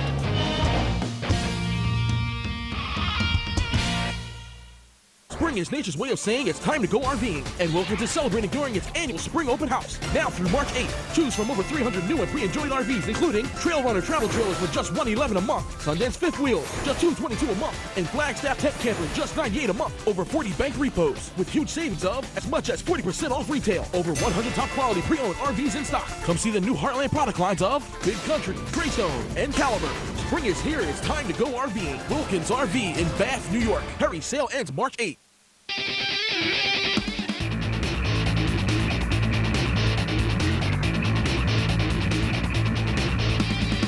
This Sunday afternoon, your Rochester Americans return to the ice to take on the Binghamton Senators in an important AHL hockey matchup. The puck drops at 3, and you can catch it all exclusively on your home for Amerks Hockey. Time Warner Cable Sportsnet, Rochester Sports Network. Billy, you know, Honda, Toyota, Nissan, Mazda, they all make a great product. So does Hyundai. The big difference, I think, if you solo Hyundai, is the value when you compare these cars. Accents at that price, look at that price. It's unbelievable. It's unbelievable. I mean, the product, the quality, made in the United States, it goes on and on. 10-year, 100,000-mile warranty, 5-year roadside assistance, and that's just one example, folks. You'll find similar savings on every brand new Hyundai in our giant inventory 7 days a week, and that makes it very huge. New York, huge. I'd like to personally invite you to our 75th anniversary sale, where you'll find the best price and the best selection of new Chevrolets anywhere. But you'd better get to Paddock now, because the massive discounts, the President's Day and Auto Show bonus cash, and all current incentives all come to an end on March 1st. Deals like these: a 2010 Cobalt starting at only $96.75 with no money down, or a 2010 Silverado starting at only $14,975 with no money down, all end on March 1st. Paddock's 75th anniversary sale ends March 1st. Hurry to Paddock now. Zuke taking it right back, throwing it up top. Quick shot on in, going wide, and Knowles trying to backhand it, kept in though by Canisius. As you see number 24 Haltigin now taken right away, left side. Cianfrini keeping it in. Down low to Zuke. Down to 50 seconds remaining in the Hartley penalty. Zuke, number 21. Down low to Lindsay, but Haltigin will find it and shoot it all the way down the ice, right on the goaltender Morrison, and this gives RIT an opportunity to change up their penalty kill. 30 seconds remaining in the Hartley penalty. Spivak breaking up that play, and Janda will send it back. Now up along the left side, and the Tigers with an opportunity here as McReynolds gets bumped off the play, and Carissimo will have to come back around. Carissimo with 11 goals on the year, but tonight just the scoring opportunities few and far between for the visitors from Buffalo. Not kept in though, however, and Ralph will be at center ice, and the penalty has expired, so Canisius now 0 for 4 with a man advantage. At center ice, Cameron Burt buzzing around, and Burt taking it right away. Taking on 4 defenders, Burt trying to walk right in, ridden off the play. Spivak trying to keep it in. And we've reached the end of the period, John, and how about that? The RIT Tigers leading 6-0. Well, what else can you say? 40 minutes of basic, flawless hockey on the part of the Tigers, out shooting the Griffs 37-18. Hey, you see Brian Hills, he'll be our guest coming up, along with stats and more as you take a look at head coach Wayne Wilson. Pleased his Tigers leading 6-0 here after 2 on the Time Warner Cable Sports Network.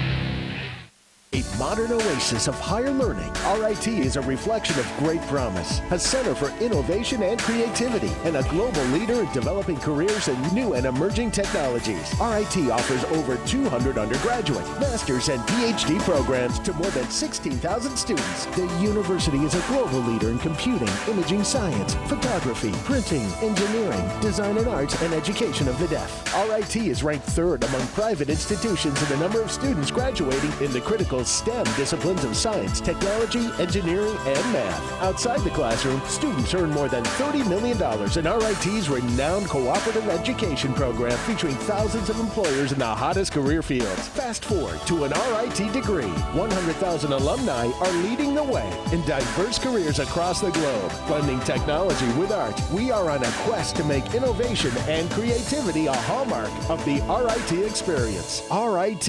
Imagine the possibilities. Welcome back to the Frank Ritter Arena on the campus of the Rochester Institute of Technology. After two, Tigers leading 6-0, and well, it was 3-0 after one. The Tigers making another 3 in the third. Hopefully it's not going to be 9-zip when this whole thing is said and done, but it's just been a complete effort on the part of the Tigers, just complete domination. There's nothing much more I could say. No, and you know, it's been 6 different goal scorers for the Tigers this evening. Goal number 4 coming early on in the second, Adam Hartley, and I thought the goaltender, Dan Morrison, was late in getting set on this goal, John. He just hasn't, you know, it kind of just sums up the night, not only for him, but the entire team. You see Knowles there with the shot. It looks like it goes off the post, comes way out. It looks like he has the angle, but he's just slow in moving and getting down, and then, of course, Hartley gets the goal. So that makes it 4-0 RIT. And then this wasn't a power play, but it certainly looked that way, John, with the Tigers just controlling the puck, cycling it around. The Canisius defense gets tired, and nobody there to put a body on Cameron Burt. He puts it in for a 5-0 lead. It seemed like they're on a power play. They just had the puck down in their zone, and Cameron Burt there gets the puck, and look at quick, good instincts, fires it right back home, and all of a sudden, you know, it's 5-zip just like that. For Burt tonight, that's his second point. He set up the goal by Jeff Smith earlier in the first period.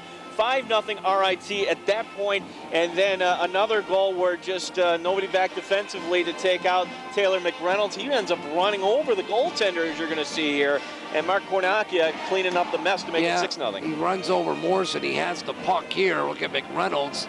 He gets denied, but in the process, he's pushed right into Morrison. And then Cornacchia is out there, right there on the doorstep. It's just, you know, Canisius hasn't been physical almost from the opening face-off. Tigers are proving, you know, they are, you know, that's why they're the #1 team in this conference. Yeah, and Tigers, and you got to give RIT credit tonight, John. Everything wrapped up. Really, this would be a night if they wanted to take the foot off the pedal a little bit. Nobody would think anything else. It's been anything but. This team is focused. I think they see this. It's all set up. They see the ultimate prize, and that's to get in the tournament and get in the NCAA tournament. They haven't let up at all. I don't expect them to let up in the third or even tomorrow night. They are focused. They're playing that well. Of course, the Final Four once again in the Atlantic Hockey coming up here the weekend of the 19th and 20th, John, in Rochester. Can you imagine if the RIT was able to get to that final? What kind of crowd that would draw? This would be nuts. It would be rocking. It would be. We thought it was electric here a week ago for Air Force. Oh, it would be out of control. Let's step aside. Scheduled to be joined by Brian Hills coming up next. The Tigers in control here. 6-0 our score after 2 right here on the Time Warner Cable Sports Net.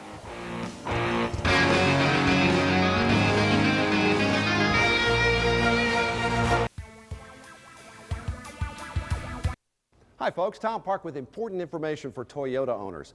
At Fusillo Toyota on Grand Island, we have extended our service hours to 7 days a week. Yes, even Saturday and Sunday until the last customer is served.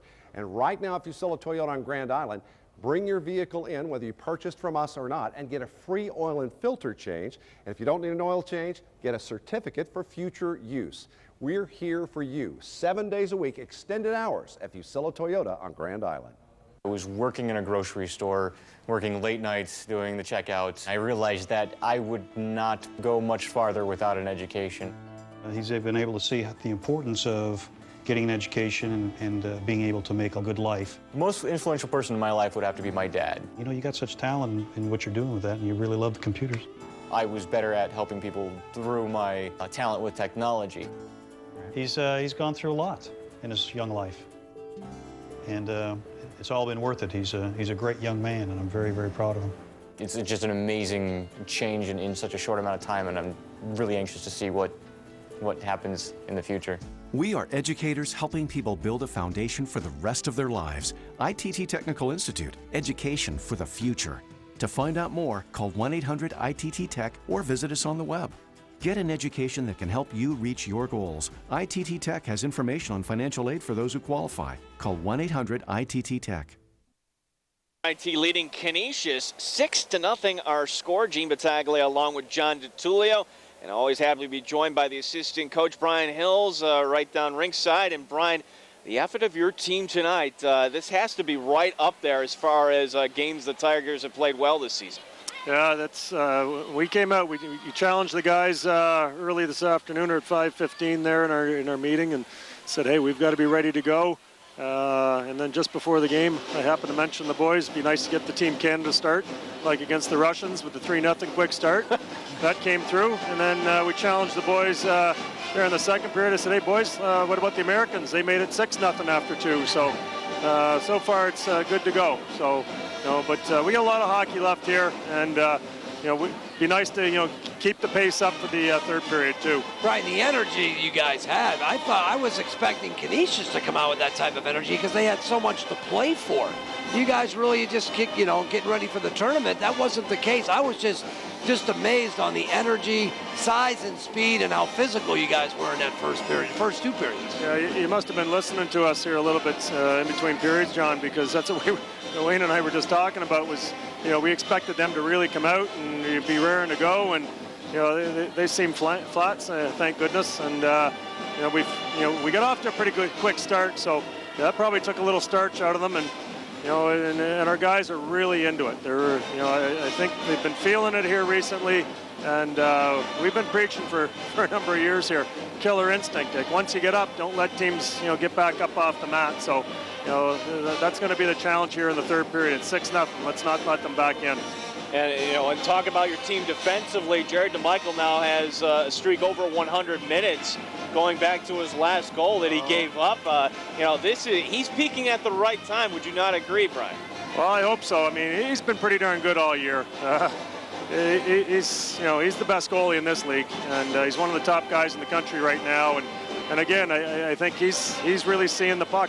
For him, it's probably looking like a beach ball instead of like a ping pong ball. So. Hopefully it stays that way right through the playoffs for him. He's a great kid, outstanding citizen, and and he's a damn good goalie. Brian, will you and Wayne think about tomorrow night? I know you still got a period to go. About Jared playing tomorrow night. Will you rest players tomorrow night, or just kind of take the same approach you've taken tonight? Well, to be honest, John, I think we've got to keep the pedal to the metal here. We're going into the playoffs, and we want to stay on a roll. That'll be a decision in the morning to make. But right now, we can't let up. We want to just keep on winning. I think the guys like the taste of it, and let's keep that going. Well, Brian, thanks very much, and keep it going here in the third. All right, guys, thanks. Brian Hills, assistant coach for the RIT men, as we are after 2. RIT leading 6-0. I'll take a short break. Coming up, some stats here on Time Warner Cable Sportsnet.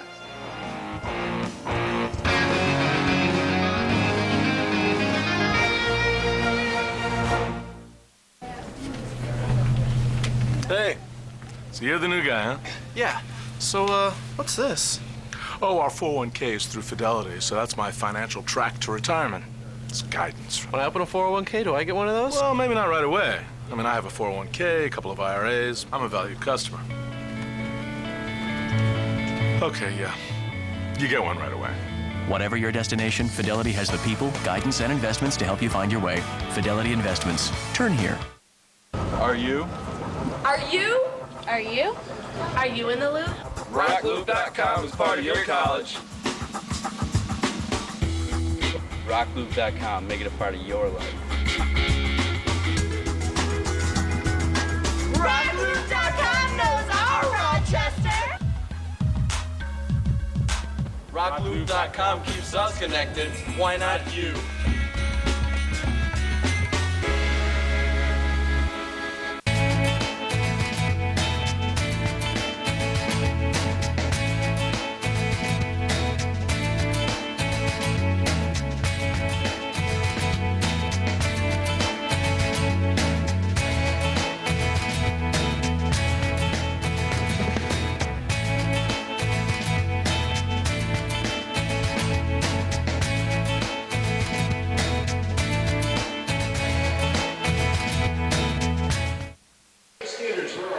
the most dominating performances this year by the Tigers. We're only through 2. 6-0 RIT. Complete effort. I like what Brian said during the intermission. Took the starch right out of them. Got to use that. Took the starch. They did. Boy, they took the starch right out of Canisius. Yeah. What did he also say? Putting the pedal down there, too. Yeah, I like the approach, honestly. Yeah. I love their approach, man. Just get out of their way, man. They're rolling right now. They're not letting up. No. And we got 2 weeks to wait for the next games after this weekend. But in the meantime, let's take a look at the stats here as we are through 2 periods here. The second period stats, and my goodness, shots on goal. Are you kidding? I mean, 19. There's the story. If you're just tuning in and go, huh, what? 19-4 shots on goal. It's just been, it was that way in the first period. It carried over into the second. You know, I expect more of the same in the third, to be honest with you. Yeah, the shots on goal for the game now, 37-18, but just the 4 shots on goal for Canisius. As poorly as the Griffs came out in the first, I figured that, you know, they would have been fired up trying to save face. Maybe they were just getting their legs going. Who knows what it was, but they laid another egg that second period. No, they did. They came out sluggish. Morrison came out slow, and it's just been, it's domino after that, man. They haven't settled in at all in this game. Oh, it's surprising because Canisius entering tonight, they have a shot at finishing third in the conference, but that's looking more and more like that's not going to happen. But there you take a look at the standings, John, and it's important for Canisius because they do not want to go to Air Force and be that 5th seed in the first round. Going out to Colorado, trying to win out there? No, not at all. So, as we talked with Brian, Canisius had a lot to play for tonight and tomorrow, but they're not proving that the way they're playing. Well, RIT tonight, by the way, they would set a conference record with 21 conference wins in a regular season with a victory tonight. I think we're near calling that, John. Just get out of there. They're a machine right now. Just get out of their way. They're a scoring machine. Jared DeMichael is in a scoreless streak right now. No one can get through to him. Their defense is solid. Right now, Tigers are just playing sensational hockey. Of course, the Tigers will be off next weekend, and then the following weekend, it'll be RIT against, well, we don't know. But we can give you, it's going to be seeds number 7 through 10 kind of battling it out. We could see UConn, we could see AIC, we could see Bentley again, which Bentley won here, Bentley won here back on January 29th, 4-1. And then 5-4, Bentley beat them back on January 30th. So Bentley has proven in their style matches up well with RIT. And all those games, if you can't make it out to the Ritter, we will have them for you on the Time Warner Cable Sports Net. That's in 2 weeks. Third period coming up next. You're watching RIT hockey on the Time Warner Cable Sports Net.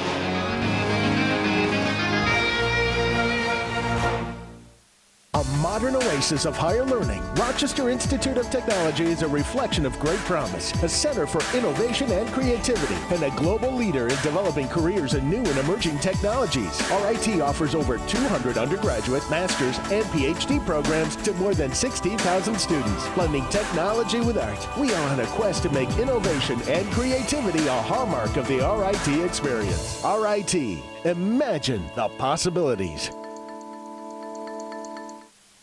And action. Dedication, sacrifice. We have to look good. Punctuality. Research. It's all about research. A good haircut. You have to eat right, plenty of sleep. A heartbeat. And you gotta love sports. I don't have time for sports. I got a show to finish. All right, take 12. Sports. Sports. The hockey game.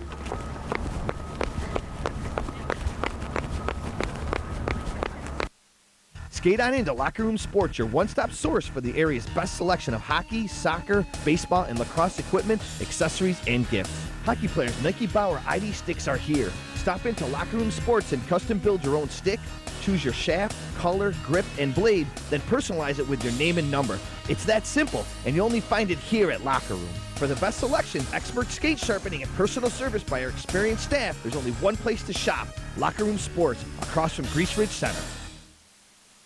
Well, the man you see to the far right, that's RIT President Bill Dessler taking in tonight's game, and he's got to be liking the score here. Oh, I think he's very proud tonight. The way they're playing. He's on a roll right now. Big time roll. He's a big supporter, not just of this hockey team, but just the athletic department here in general. No question. Big supporter. had him on a few weeks ago for Make the Rink Pink evening, and it's a lot of fun talking to him. Well, that means a lot. When the top guy is a big fan of the athletic programs. Speaks volumes. Well, and not to get too off tangent here as we're calling hockey, but just, having good athletics, it's had so much to campus life. There's no question. It's important. It's important to campus life. It's now the feed going right through the crease, and now the Tigers coming on up. Janda centering pass. Haltigin shooting it just wide. Puck loose on the near side. And the Tigers, boy, they're looking for number 7 here. Behind the net this comes as Burt touches it. And what do we have here? And they're going to say hand pass coming all the way back here. So, well, they're listening to what Brian and Wayne Wilson told them. As there you see the key stat here, 14-0-1 after leading. I think you can make that 15-0-1. Well, you just can't allow Haltigin to get right down the crease there. I mean, nobody on him. Had a great look. This is the first time we've seen Canisius this year, you and I together, and it's just, I'll be honest, Pete, I expected a lot more. I really did. Doing a lot of research on them, and in terms of scoring, their power play's pretty good. They've had some quality wins this year against Air Force, Mercyhurst. Maybe they had to do a lot of shoveling today in their little tires. I don't know. I mean, I don't know how long that bus ride was from Buffalo with the weather, but they just seemed a little sluggish. And they're still sluggish. We're into the third.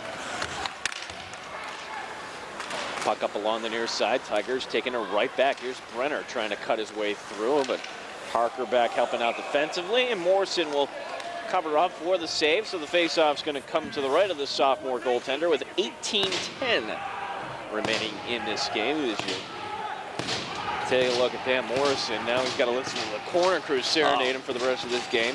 Between him and Hudson, I know he's getting crushed more by the fans.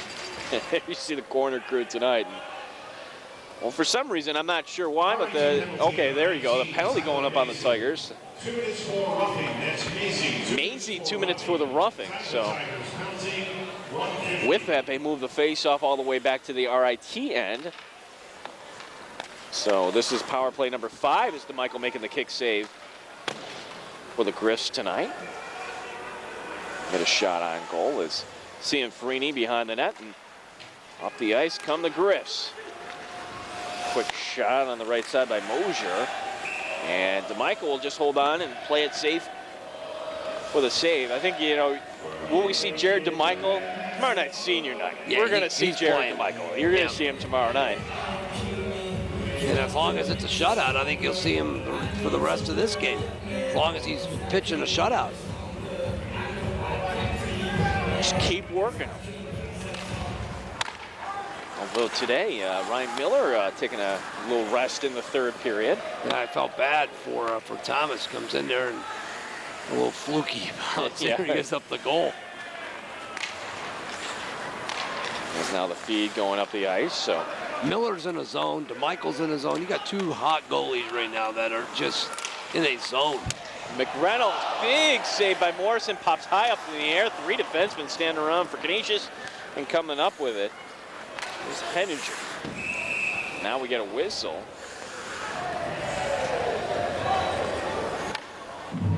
And an offside call. So the faceoff coming outside the Tiger end with 1:08 remaining. Penalty to Mazzei as you take a look at Morrison.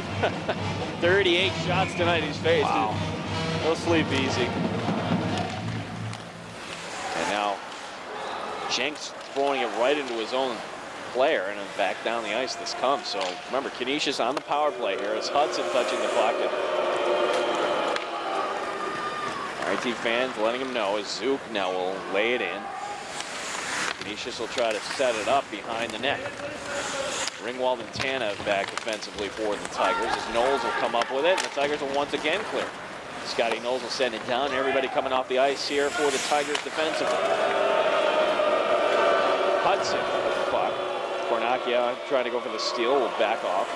Hudson carrying it into the Tiger end. Losing his stick on the play, and kept in though by Zuke. Down low is Murphy trying to shove it out, but Zuke was able to keep it in. And Zuke trying to cut his way through. Goes off his skate and huts it into the far corner. Haltigin over there for the Tigers defensively and throwing it back up top. Jenks. Shot goes off a skate, comes back out to center ice, and Mazzei stepping back out. And the Tigers have killed off another penalty. That's their 5th PK of the night. They've killed off and sending it in. And getting checked into the boards afterwards was Janda. Oh boy, here we go. Look out. And McReynolds took exception to it. Boy, Janda got... Wow, he's down, Gino. That's the team captain, MacDougall, now who's getting escorted, and he is being told to leave.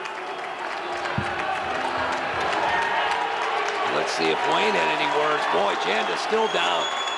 Janda scoring the goal, putting his arms up in celebration, and he gets drilled into the boards. And right now, what you can just hope for that Mike Janda is okay.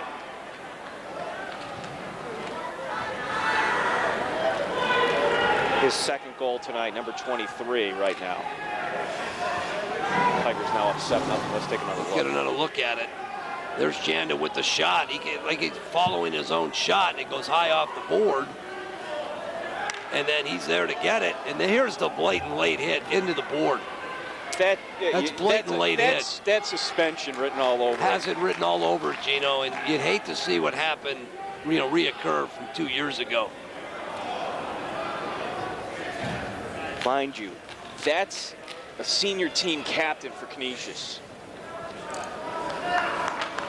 Boy, this, Janda, there you hear the applause. Getting up, able to shake that one off. I think Wayne is telling us because, the automatic thing is to retaliate at some point. And I think Wayne's he's going to talk to his team. And just, keep their poise. Well, it's a 5-minute major. Game misconduct as well.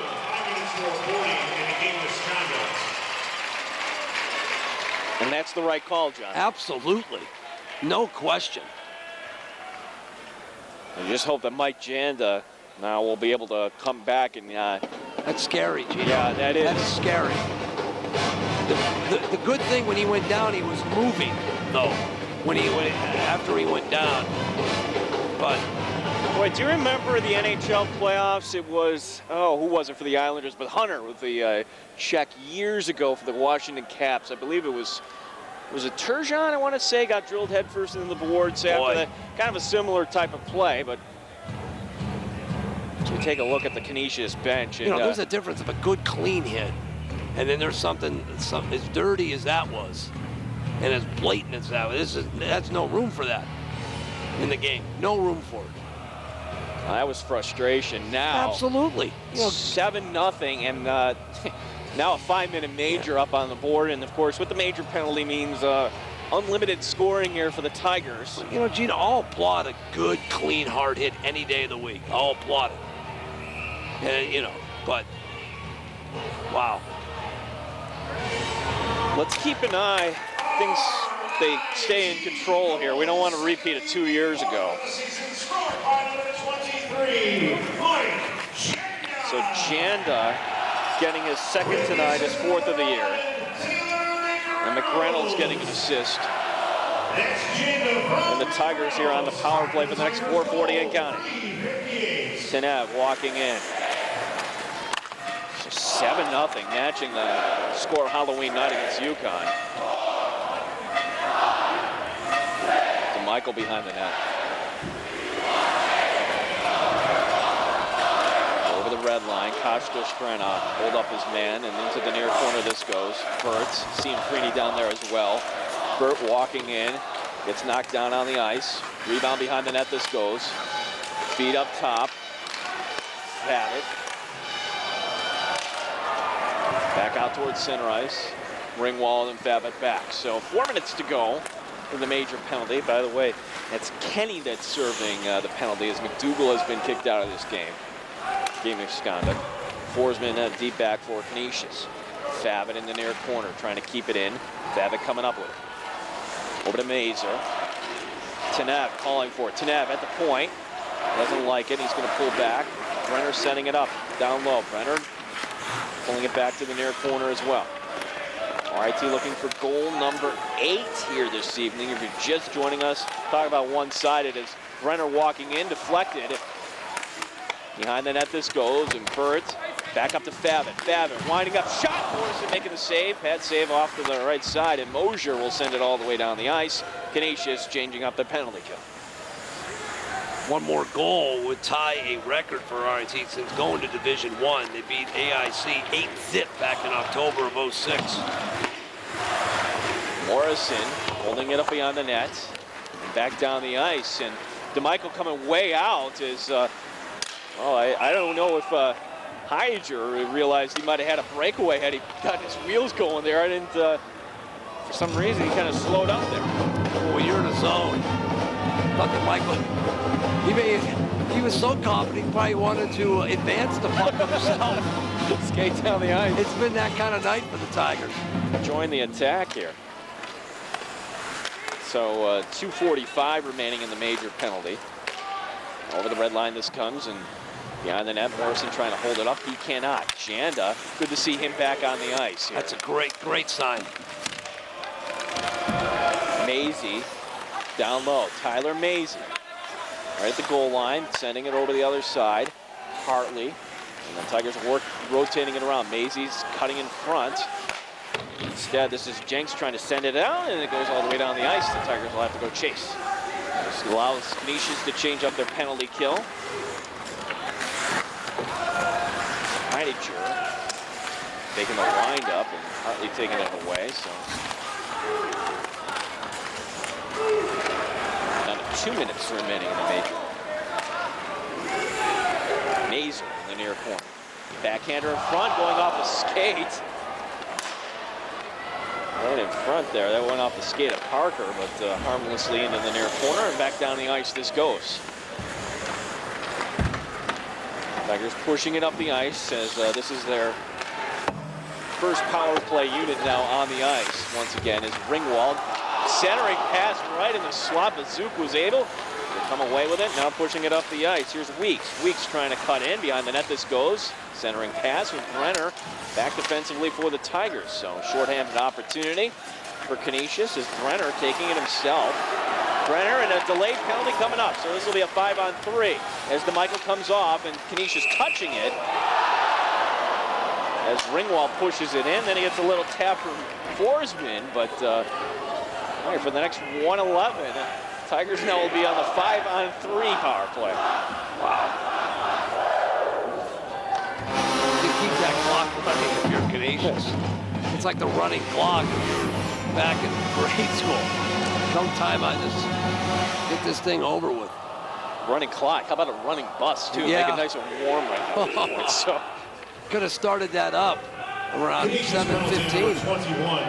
Matt Zuke is in the penalty box. Hooking is the call. So Tigers winning the draw. Cameron Burt throwing it up top to Haltigin. 5-on-3 power play for RIT. This Brenner standing right in front. Centering pass to Haltigin. Loose in front. Babbitt. Oh, just going wide. Babbitt coming up with it at the point. Now up top to Haltigin. At the blue line left side. Here's Burt. The high slot. Getting it back. Big wind up and a goal. Chris Haltigin makes it 8-0 RIT. Well, he was lining it up. You saw Haltigin was like, okay, it's like, give it to me. I'm waiting. One time's at home. What else can you say? That's textbook. 8-zip, snowman time, perfect. It's great snowman weather out there, great packing snow. How fitting the Tigers just put a snowman up on the grips. John, let me ask you a question. Why is Morrison still in the game? It's not his fault, but what are you doing to him? You want to make clue. it 10-0 before he's out of there? I have no idea. I just don't know what Canisius is all about tonight, and I would have taken Morrison out when it was 5-zip. He's not getting much help in front of him either. This is not all his fault tonight. That was a power play goal, so the major penalty has 25 seconds remaining in it. Now the centering pass, and Morrison making the glove save. So for Haltigin, that's his 7th of the year. We'll see who they have the assist to. Hey, Cameron Burt getting his 3rd point of the evening.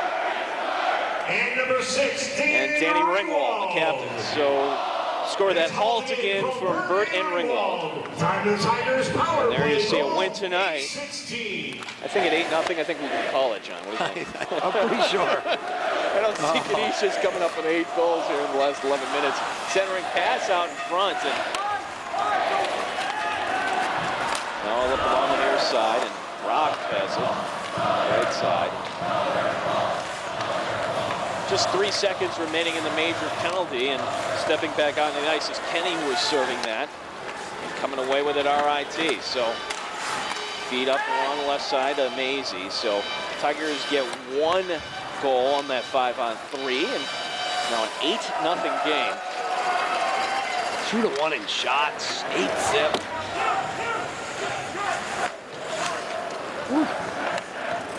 Borsman.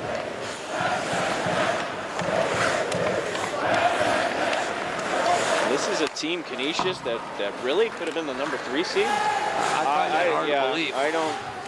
I mean, we've covered. This is the only team we haven't seen them all year. Haven't seen Mercyhurst either here at the Ritter. No, I haven't seen Mercyhurst, but we've seen Bentley. I was impressed with Bentley. We've seen Sacred Heart. Sacred Heart is contender. Sacred Heart is the contender. Bentley was scrappy here for a couple of nights. In Air Force, they have the talent too, but yeah, well, there's no question. Now taking it right away is McReynolds. Is 2 players colliding, and on Alexin. And to follow your point up, Gino, Air Force is dangerous. They're still Air Force. Okay, they know what it takes to get to the big thing, to get to the tournament. With Volkaning, the senior goaltender, and they've got good leadership from Lamoureux. And good coaching, too, from Frank Serratori. So well coached, good players. Not their, certainly not one of their better teams they've had over the last couple years, but still viable. 3 goals in the first, 3 goals in the second. There'll be 3 goals here in the third here, John? Well, why not? Why not? It's Babbitt's shot deflected and goes off the RIT banner. 9:12 remaining. 8-0 RIT. This is the Time Warner Cable Sports.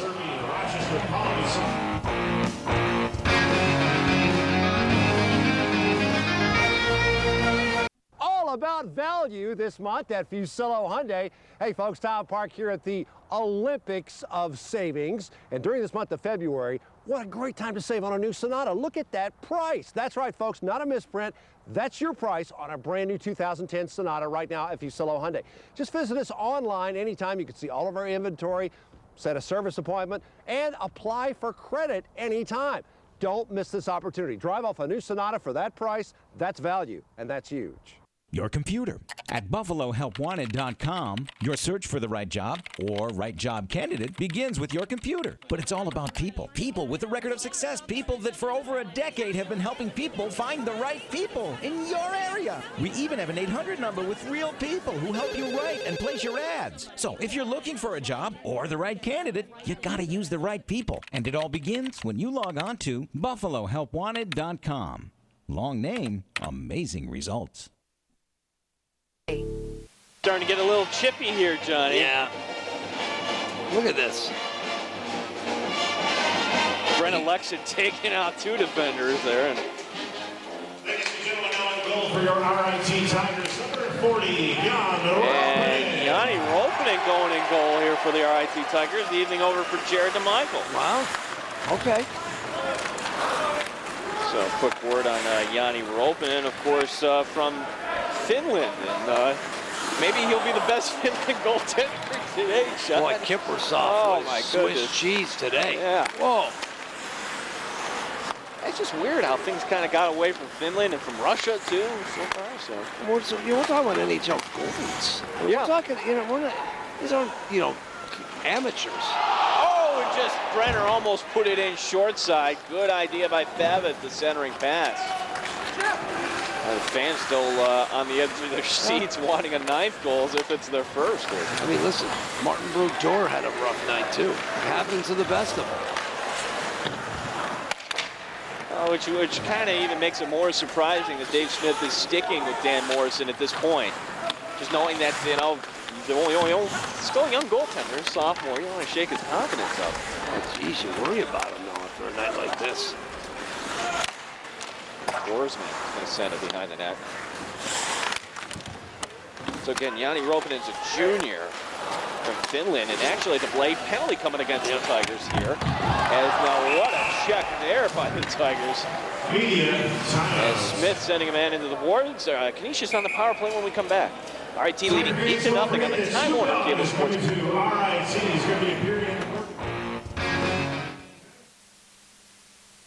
Brown & Hutchinson is proud to salute the historical achievements of African Americans during Black History Month. Celebrate these courageous men and women as champions of liberty and justice for all.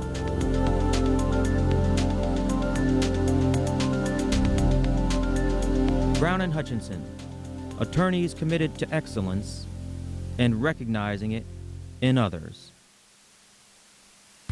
When times are tough, it's the best time to shine. I'm Mark Fry, service manager at Dickite Honda. At Dickite Honda, we service over 100 cars a day, and our service team has pushed themselves to greatness, achieving the highest customer satisfaction service score in the area. I'm proud of my team, and I'm proud of the work they do. But we'll keep pushing harder and leave the competition farther behind. At Dickite Honda Service, we don't just want to meet your expectations, we exceed them. Is going to be on number 25, Daniel Spivak here. Hitting the man without the puck. So going to the box 2 minutes here. So 6 times tonight, Canisius with the man advantage is Hudson. Quick shot in. Ropinen makes the save. Nice. There you go. It's good, you know, this is his first action this year. Of course, Shane Matalora is kind of the goaltender in waiting here, the freshman from California. And Ropinen, you know, he's a guy that's, you know, his dad worked for Xerox, the story goes, got familiar with the Rochester area, Finland. Hey, I want to come back to the States, so. Good for him. Hudson along the right side. And for our viewers watching in Buffalo tonight, of course, Xerox, big Rochester company. That's assuming anybody from Buffalo is still watching an 8-0 game tonight. So there's Morrison along the right side, and Hudson still getting the serenade of booze. Janks up along the near boards, and Knowles able to cut him off there. As the Tigers here, able to kill some time. Near corner. Hudson with the puck, going to bring it up himself. Corner crew not letting up on the booze until Hudson lets it go here. Well, it's getting louder, yeah. I think, when he gets the puck. Oh, corner crew is seeing Hudson touch the puck before I see it come. So Parker behind the net. Now the Canisius changing up lines here, and this power play, they've gotten just the one shot here early on. As Parker up along the far boards is going to dump it in. This has not been effective before check all night. Once again, the Tigers are able to clear it out with ease. Parker behind the net. Hartley there as well. Another thing, too, to consider, yeah, the Tigers actually have finals this week. So yeah. Kind of nice. They let off a little steam with an 8-0 wax job. Down the ice this goes, and for the 6th time this evening, RIT has killed off a penalty. Forsman up along the right side, and Haltigin coming over, laying a little bit of a body there. And number 15, Kenney. Ropinen will lay it around the other side to Mazzei. Mazzei up along the far boards, a shot going high off the glass. Who is deflected. Babbitt can't keep it in. And Heidegger will push it in behind the net. The 2 main guns, Heidegger and Conacher tonight. They've been silenced. Nothing. Silenced. Over the blue line this comes. Quick shot going to the wide of Morrison. Brenner centering pass, but nobody was home on the opposite side. Spivak coming over to help out. Tigers will not be able to keep it in. Canisius up along the far side. Dumping it in, and Griffs will change lines on the fly. More than a 2-to-1 advantage in shots tonight. 45-21 in favor of the home team. As Mazzei will circle around. So really the only question is, will the Tigers preserve the shutout here? It's 8-0.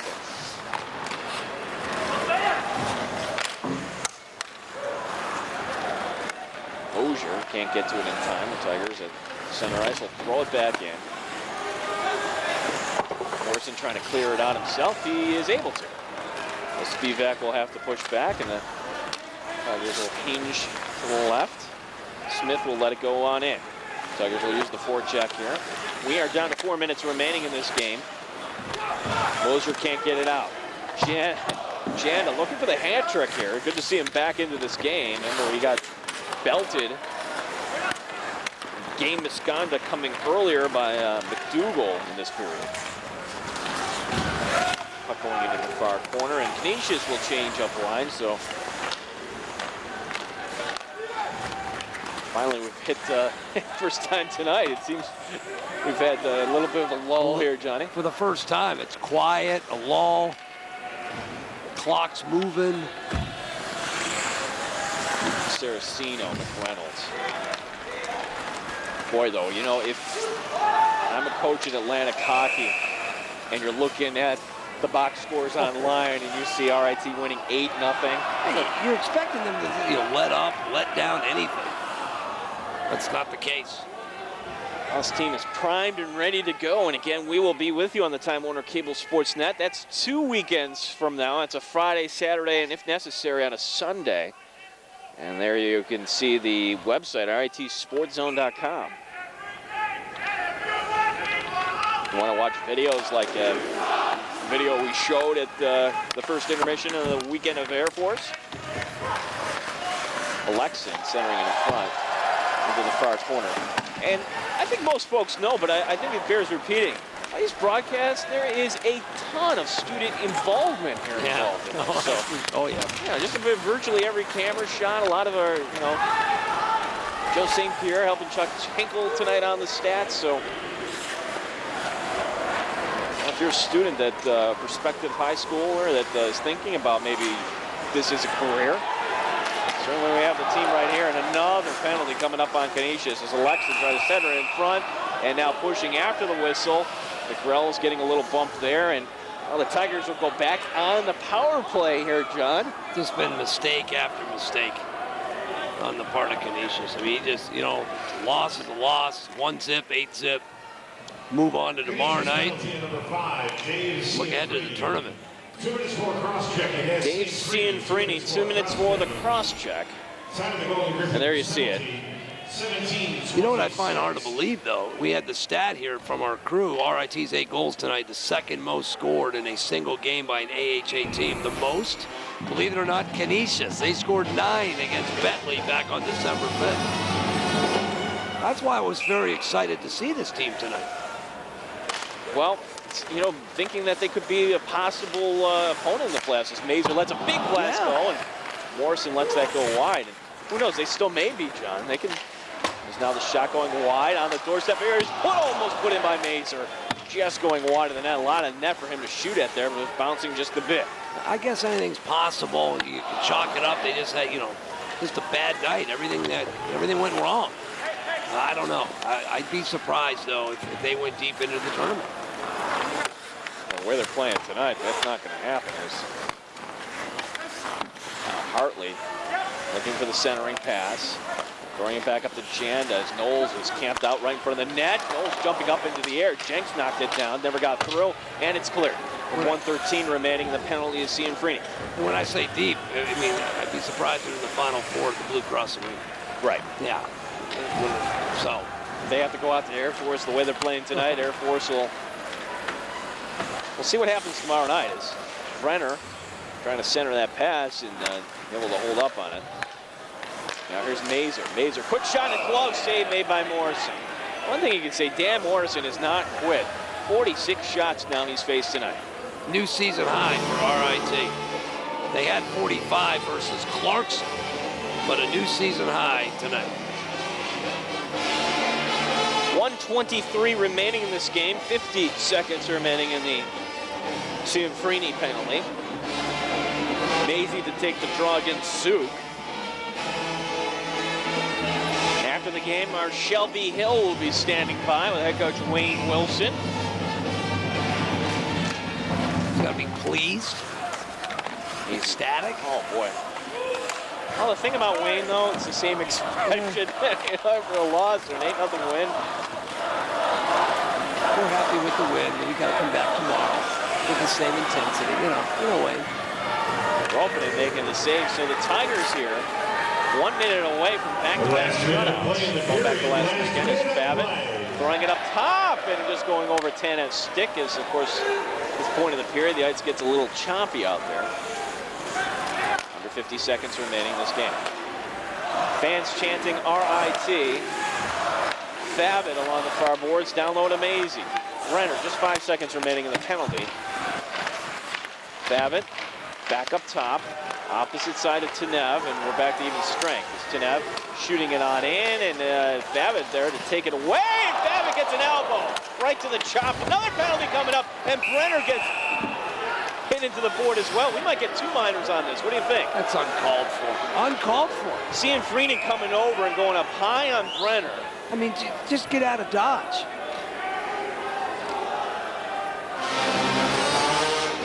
Canisius not representing their school well here. Not at all. I mean, you've been waxed tonight. You've been outplayed. That is a dirty play. It's a dirty play. That is a dirty play. You see Cianfrini line him up, take a running shot, and that elbow is flying through the air. How that's only 2 minutes, I don't know. 2 minutes for contact to the head elbowing. I mean, you've got to tip your hat to RIT. You've been outplayed. You take the beat down and you get into the locker room, you get back to your hotel. It's as simple as that. So just the 1 minor called to Cianfrini. Spivak. Just 15 seconds remaining in this game. Puck sent down the ice. And this will pretty much do it for the game here. And then finally the game, you don't want anything. Just everybody get off the ice and we'll come back and do this again tomorrow. Tigers with 1 late rush here up the ice. Big shot, and Morrison making the glove save with 0.9 seconds remaining. The 48th shot he's faced this year. We'll just do 1 little puck drop and that'll be it.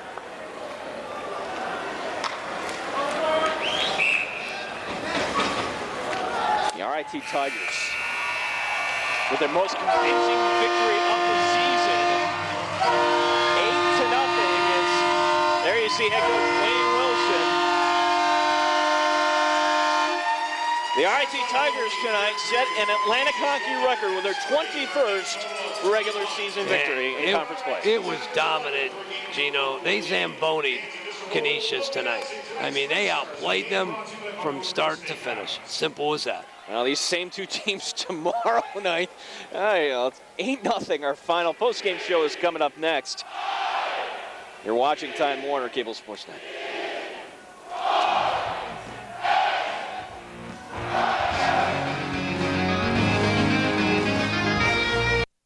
Do you suffer from sore feet?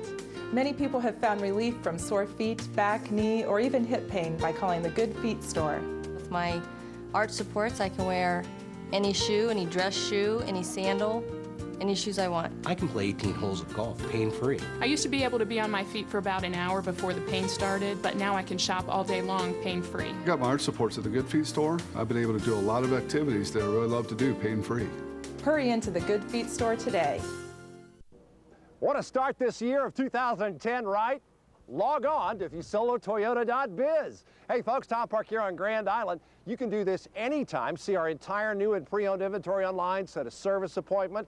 And if you need to apply for credit, just remember this website, hugebillycredit.com. As you know, Billy has helped a lot of folks establish and reestablish their credit. And with his goal this year to help you get out of your current financial situation and lower your monthly payment, there's never been a better time to be huge.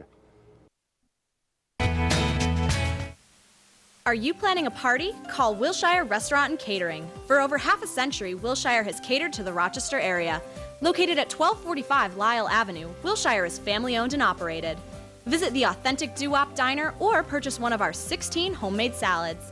The professional staff at the Wilshire is eagerly waiting to meet your full-service catering needs.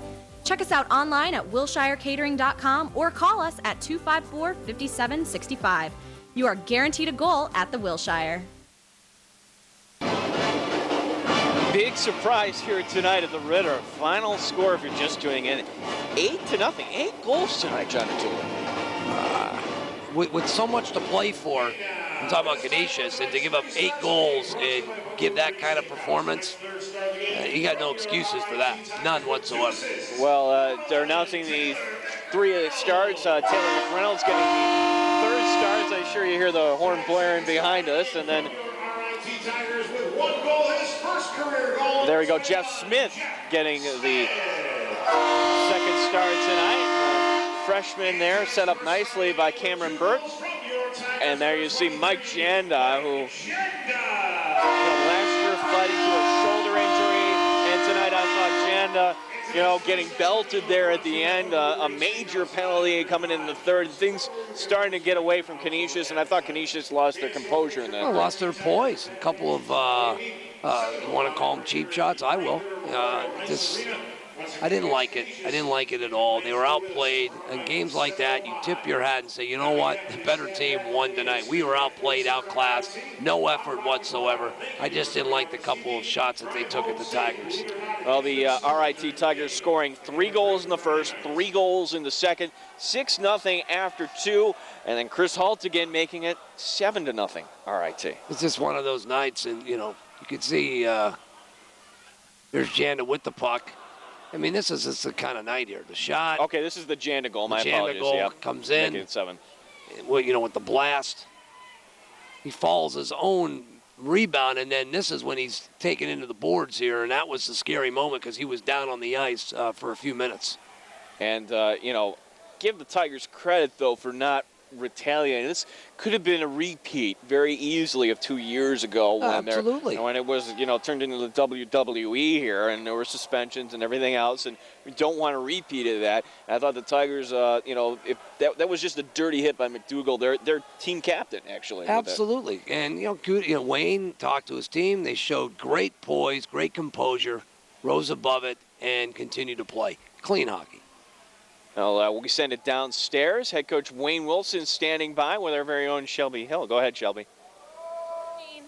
Now, Coach, last weekend you clinched the Atlantic Hockey Association Conference title. So this weekend, how did you get the boys motivated when they knew there was nothing more to play for? I'm not quite sure, to be honest with you. They surprised me a little bit. I thought we really were sharp and ready to go, and exam week and everything else. This is not a typical good game for us coming off of exam week, and they had everything to play for, so it surprised me. I mean, I didn't expect to beat anyone 8-0, but I thought we were going to have to push our guys to play a little harder after the first, but come the start of the game, we were ready to go.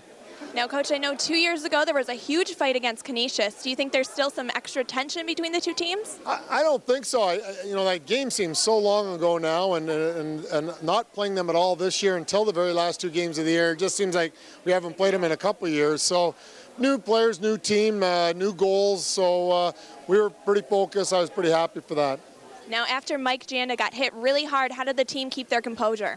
It was great composure. We had a couple guys on the ice that were pretty ticked off with the hit, and it was a very dangerous hit after he scores a goal, but we talked about that as well. When you get a lead and the team's frustrated, that could happen, and I thought we handled it extremely well. Well, congratulations, and we'll see you tomorrow. Thank you very much. Back to you, Gene and John. All right, great question, Shelby, because I was thinking the same exact thing, because when Janda got belted like that, I'm thinking, all right, now it's on. When you see a 5-minute major by that, but you heard Wayne Wilson give his team credit for just looking, taking the high road. He knew there's a couple players out there, probably more than a few, who wanted to retaliate, but as he said, they kept their composure, kept their poise, continued to play. And so the Tigers getting 2 goals in the 3rd. It probably, truthfully, could have been more. And, who does Dave Smith start in goal tomorrow night? Because Morrison tonight, you face that many shots, but if you let in 8, I mean, you're thinking about 8 goals you let in. That does not help the goals against average. Who knows? He played them. You know what? I wouldn't be surprised if he starts them tomorrow. he kept him in here for this game. Yeah. Who knows? If he's starting tomorrow, I wouldn't be surprised, but who knows? At this point, it's anyone's guess. The first star tonight is Mike Janda, and he is standing by with our own Shelby Hill. Take it away, Shelby. Thanks, Gene. So tonight there were 2 quick goals within the first period. Do you think that set the tone for the game? Yeah, quick goals always tend to deflate teams, and we're trying to get the momentum against this team. We've lost momentum in the past playing these guys. They're a real tough team to play, so 2 quick goals is real good. Now you scored 2 goals tonight, and then after the second one got thrown into the boards. How are you feeling after that? A little woozy, but I'll be all right. Take a hit and get up and keep going again. Bumps and bruises go away. Now, are you going to change anything for tomorrow night's game? I don't know if you have to, but... Absolutely not. We're going to score more goals. Good. Congratulations. Thanks, Shelby. Yep. Back to you, Gene and John. Yeah, tonight, boy, if they could take the same performance tonight and replicate it, John, that's... 8 goals. I'm shocked. I was expecting a tight game tonight for a while. Well, considering that Canisius, they could have finished anywhere from 3rd to 5th in Atlantic hockey. Right now, it's looking like 5th. Yeah, well, I'd be surprised. Yeah, they've got 5th written all over them. And they got to go back to their hotel, lick their wounds tonight. And they got beat. They got beat bad. Let's take a look at the final stats, and that will prove the point once again. 8-0, our final score here tonight. As we take a look at the statistics here in a Tigers win where they clearly outshot the Canisius team, and the power plays tonight as well. Canisius going 0 for 6. Look at the shots on goal. I mean, that's ridiculous. 48-21, face-offs in favor, and Canisius came in with the 8th best power play in the country. 0 for 6 tonight. Just complete domination.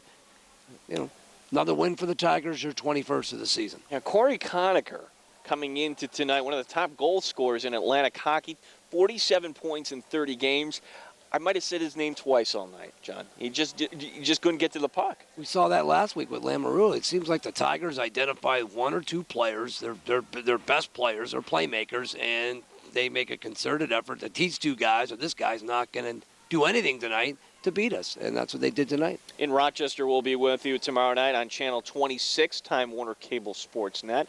It's once again our final score tonight, 8-0. For the whole team here at RIT Sports Zone Live, our director, Mark Fratelli, for Shelby Hill, my partner, John DiTullio. My name is Gene Battaglia. Have a good night, everyone.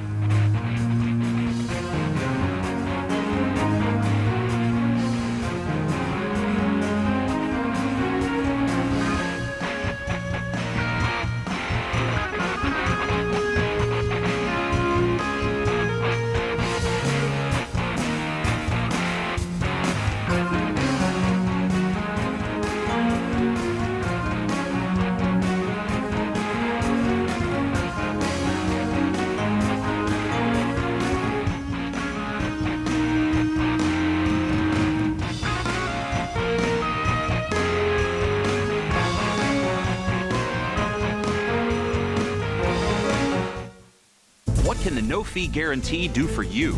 After a serious car accident, immediate action may need to be taken. It's important to